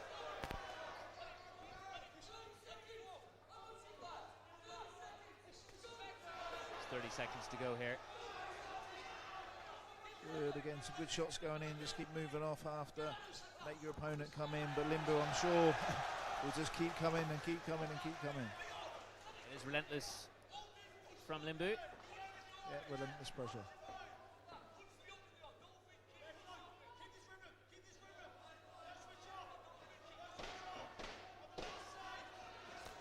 The coach is just reminding Moulds to stick to Limbu's rhythm.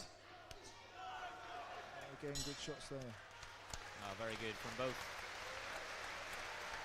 It's a hard-fought contest there between Moulds and Limbu. And receiving congratulations from both camps for the part they've both played in this, as we await the judge's verdict. And once again, what looks like a fairly close affair. Yeah, definitely, close contest. Difference in styles there. Limbu, relentless with his pressure, keep coming forward. Once Moulds got used to, catching them shots and then moving off once he's maintaining that. stronger towards the later part of the belt. I say interesting to see which way this has gone. Maybe that if it was on that last round, I could see it go to the Army boxer, but we'll wait and see with the decision. Well, it's a win for the Army in the end. Nice way to finish for them. Split points decision. And Lance Corporal Moulds there with the win, and something for his support and all those who've come out to support the Army can cheer about in this finale, the 8th and final bout of this evening's proceedings at the Infantry Training Centre in Catterick. And good for the Army to get one back there, Shane. Yeah, it was good. Like I was saying, to finish the evening like that, a good performance there from Leon Moulds. A tough opponent, but again, made a good belt, and I think you could probably tell the experience level of what they both had. You could tell that experience as it was in there. They've had that plus 20, 30, Moulds with 60, 60 odd belts. You can see the experience that they both had in there. A very bright future for the two of them. Still lots to come, even with a lot of that experience so far that they've had. Definitely, they're both competing at a high level. I'm sure they'll both go on to achieve good things. Just got to keep putting the work in within your training. There's training and sparring camps that these boxers will be going on. Keep taking all of that experience, and when it's crunch time, the national championships, that's the time to make sure, yes, the performance is there, but you get your arm raised in the air and you get through to the next round. You progress through the competition, which is always about. Very important for the Army to come away with that win, just for them to finish that night on a high. Those two Army wins bookending 6 successive victories for Bahrain Royal Guard, who finished the night 6-2 victors, reverse of the result from last year.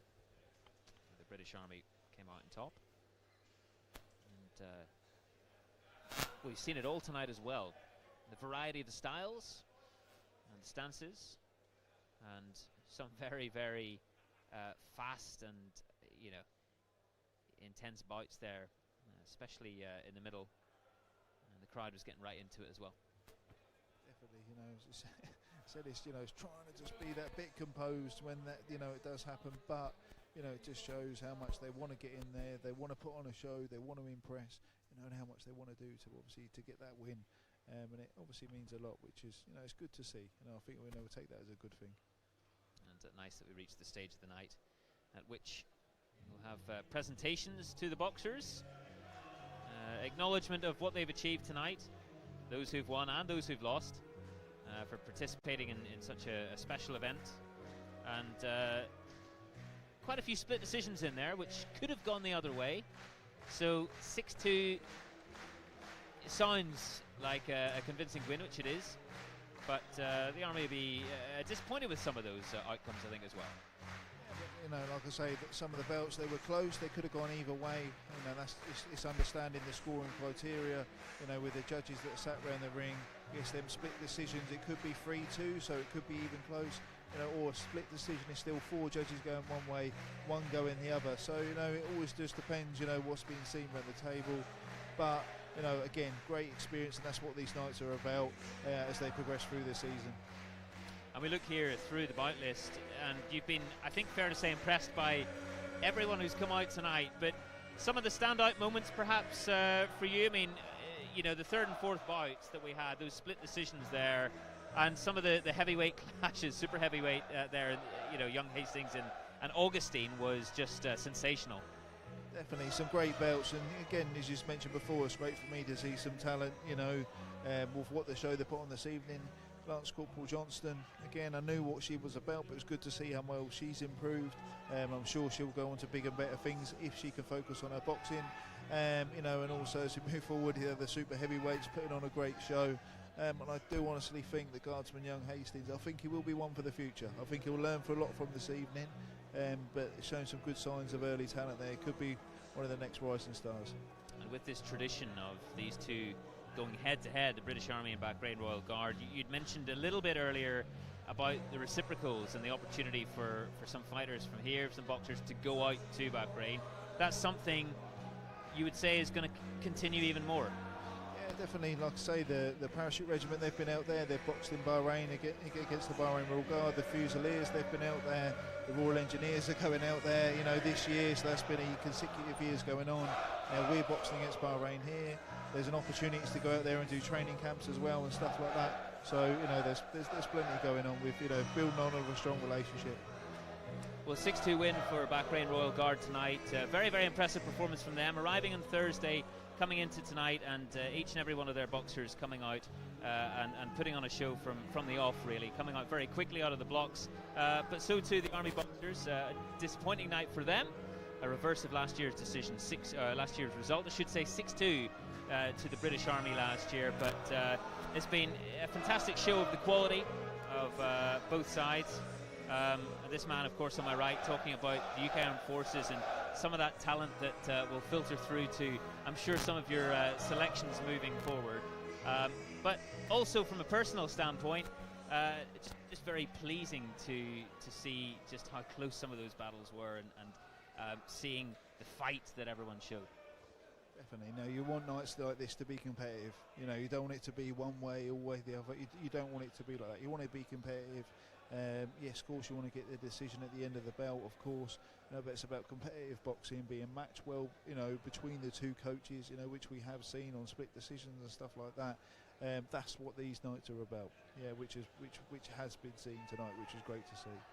With all those boxers going hammer and tong and really laying into each other for so long tonight, especially those who've had to wait a certain period of time towards some of the latter bouts, just give us a sense of what's happening behind the scenes after tonight. That camaraderie that we were speaking of when they're receiving their medals and they're talking to each other and creating those memories. What's it like afterwards, behind the scenes, when some of those friendships are formed? Afterwards, you know, and the good thing is with military boxing, you know, after the event, you know, like the mess environment and stuff like that, it's more relaxed. You know, you sort of come together, relationships will then be built, as I said before, like the social media contacts and stuff like that.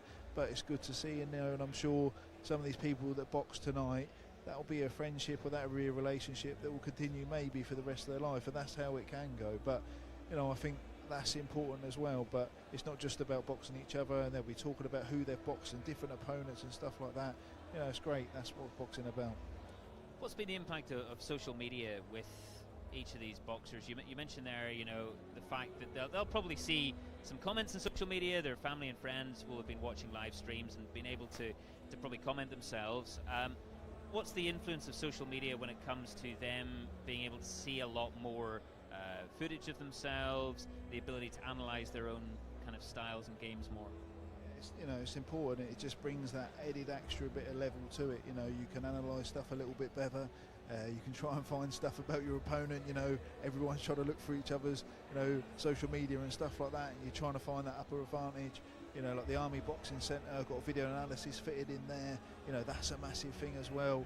You know, and it just gives that extra sort of level which sometimes is needed to get that advantage over your opponent. Definitely.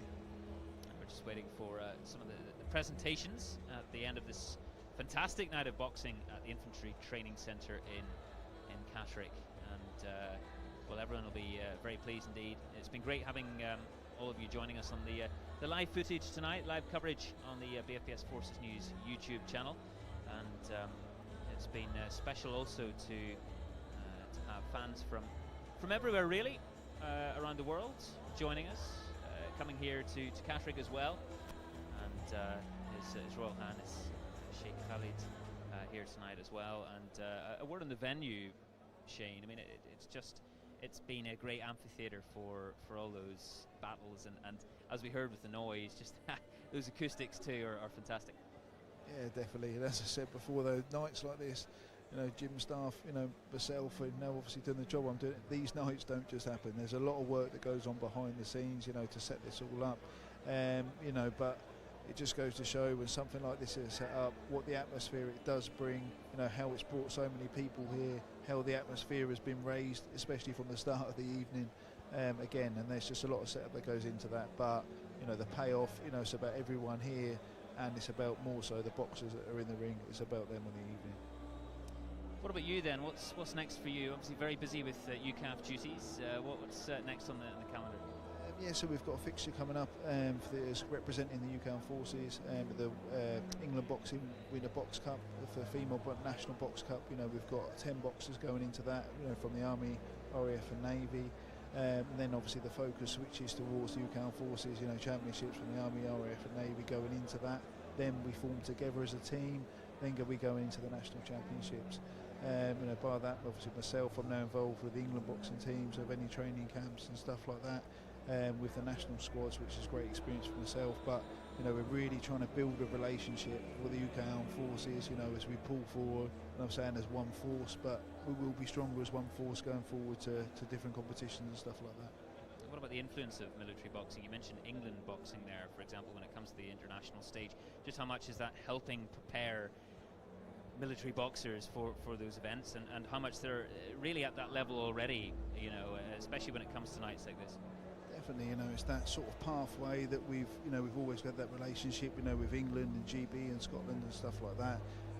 Marine Carl Tullin, you know, he's just been taken onto the GB Academy team, you know, was representing England before that. You know, we've got different coaches involved with England, we've got different coaches involved with GB, and that's just setting the boxers up. So when they make the transition from a military boxer, you know, as they come onto the sort of national programs, you know, they're already embedded in how they do things and what they're talking about. It's the same terminology as what we're going to be talking about when, you know, they're training with their single services. It just makes the transition easier, which is what we want to try and achieve. More boxers onto national programs and more coaches onto national programs as well. We're just watching his presentation party is getting into the ring here. This Royal Highness Sheikh Khalid, and ready to greet some of those competitors from this evening. Be happy, no doubt, with the performance of Bahrain Royal Guard. 6-2 win tonight. And, special one for them to remember. This particular event goes from strength to strength, Shane. It keeps getting bigger and bigger, it seems, not just in terms of the crowds, but that reach and that interest, the hype that's generated for it too. Definitely, you know, as I said before, it's moved from this show boxing against regional opponents, then national opponents, and then international opponents. But like I say, I think definitely Bahrain will be keen to keep this as a fixture, the Army versus Bahrain, which again, I just keep moving forward. It's a great night, so it should, you know, continue to be that way. And the boxers are clapped as they come out here. With their coaching staff in front. All in order of the bouts in which they competed tonight. And a special moment for them, the recognition they're receiving as they move out into the ring. Smiles on the faces. Win or lose, they know they've participated in something very special in their careers.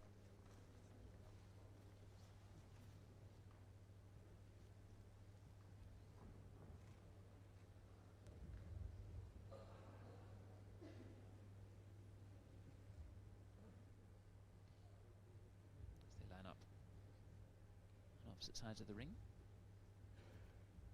Sirs, ma'ams, ladies and gentlemen, it now brings us to the presentations of the evening. The first presentation of the evening is the team's presentations. From ITC Catterick to the Bahrainian Royal Guard boxing team. Presentation here to Tony Davis, coach of Bahrain Royal Guard. Lovely memento for this evening. From ITC Catterick to the British Army boxing team. Also to the British Army team. That's superbly by Ches Nihil.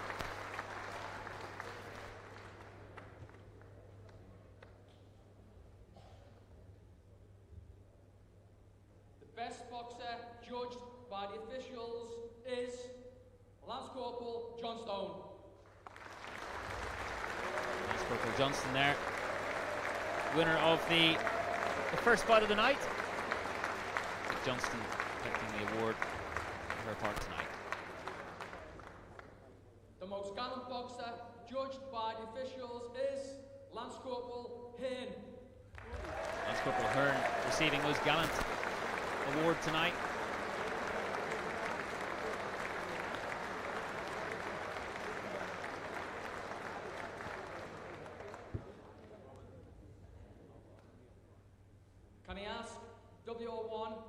McGregor to join us in the ring, please.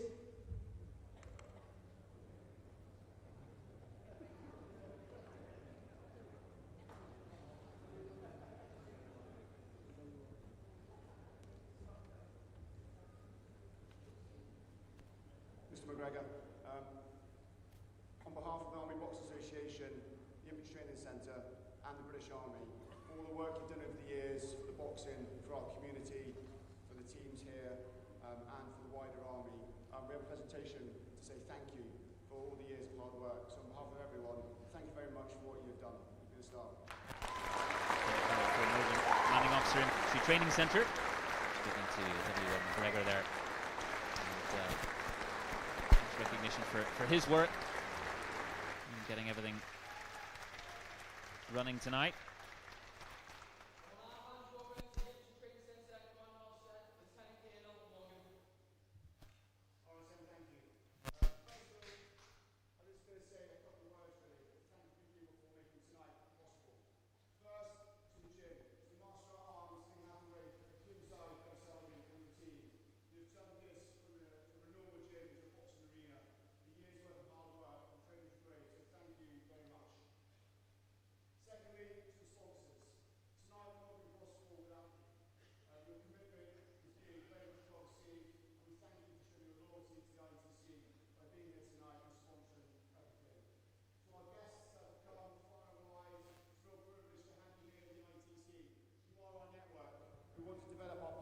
With you, so thank you for coming, and Your Highness for allowing your team to come back for the second year. It's been an absolute privilege, and we hope we can continue this relationship between Bahrain and the UK. So thank you all very much.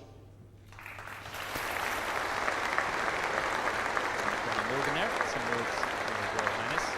The relationship between the British Army and the Bahrain Royal Guard. And now, professional athletes that are standing beside of me, you have been absolutely outstanding. You've trained long and hard for this, and you've fought valiantly and gallantly throughout tonight. You are at the top of your game, and on behalf of everyone here tonight, thank you, and we congratulate you all on your fine performances. Well, congratulations for all performances tonight. For the recruits tonight, just over 1,000 of you in this room, this is your first opportunity to see Army professional sport outside of the training program you're on. There are tons of opportunities for you when you get to your units. If you are keen on the sports, pursue it, drive it forward. We've got Edwin Jones in the crowd here tonight. She was a former war engineer, and now she's a women's professional boxer. There is scope out there. Do pursue the sports. For the recruits, soon you will join your full Army units. There you will be asked to go to war at some point. Sport is not a war, and war is not a game. However, sport is a great opportunity to train for things that you need to do in warfare. You will need to show courage, resilience, commitment. Boxing in this ring will remind you of your own mortality. I salute all of you that step inside here. But tonight, we've seen epic performances from all of you that stood forward. Special thanks to 1RF for providing the boxers tonight and brilliantly having you as part of the wider team. But please, use these opportunities to motivate yourself, to drive you to do sport and take something up. It's a great opportunity. 4 of this boxing team were infanteers that have been through ITC. You could be in this ring in 1 or 2 years' time. But finally, to the ABF, tonight you have been our charity of choice for this year and hopefully years to come. Thank you to the sponsors for allowing this to happen. You are a great cause that touches the welfare, the families, the serving personnel, so many people. You also donate to other charities as well. And on behalf of the ITC, I'd like to send a cheque to you for £55,000 for the ABF.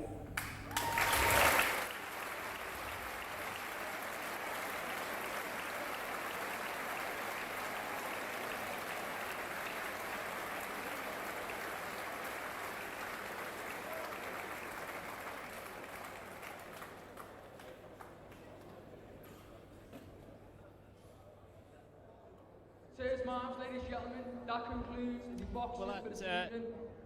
wraps it up for tonight. Fantastic night of boxing here in Catterick. A resounding win for Bahrain Royal Guard, 6-2. And congratulations for all the competitors who've been in the ring tonight. Fantastic standard, fantastic entertainment. And firstly, Shane Sadler, it's been an absolute pleasure having you alongside me. Thank you very much for joining us.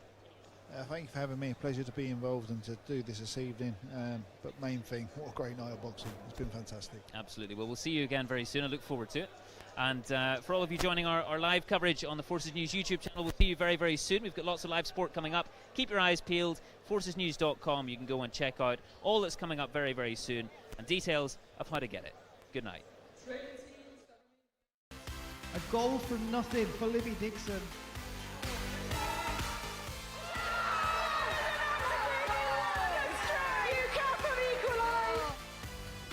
The Irish have got that equaliser, and look what it means to them.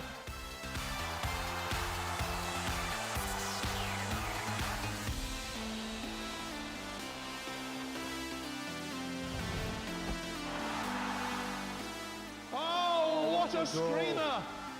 That is an astonishing goal.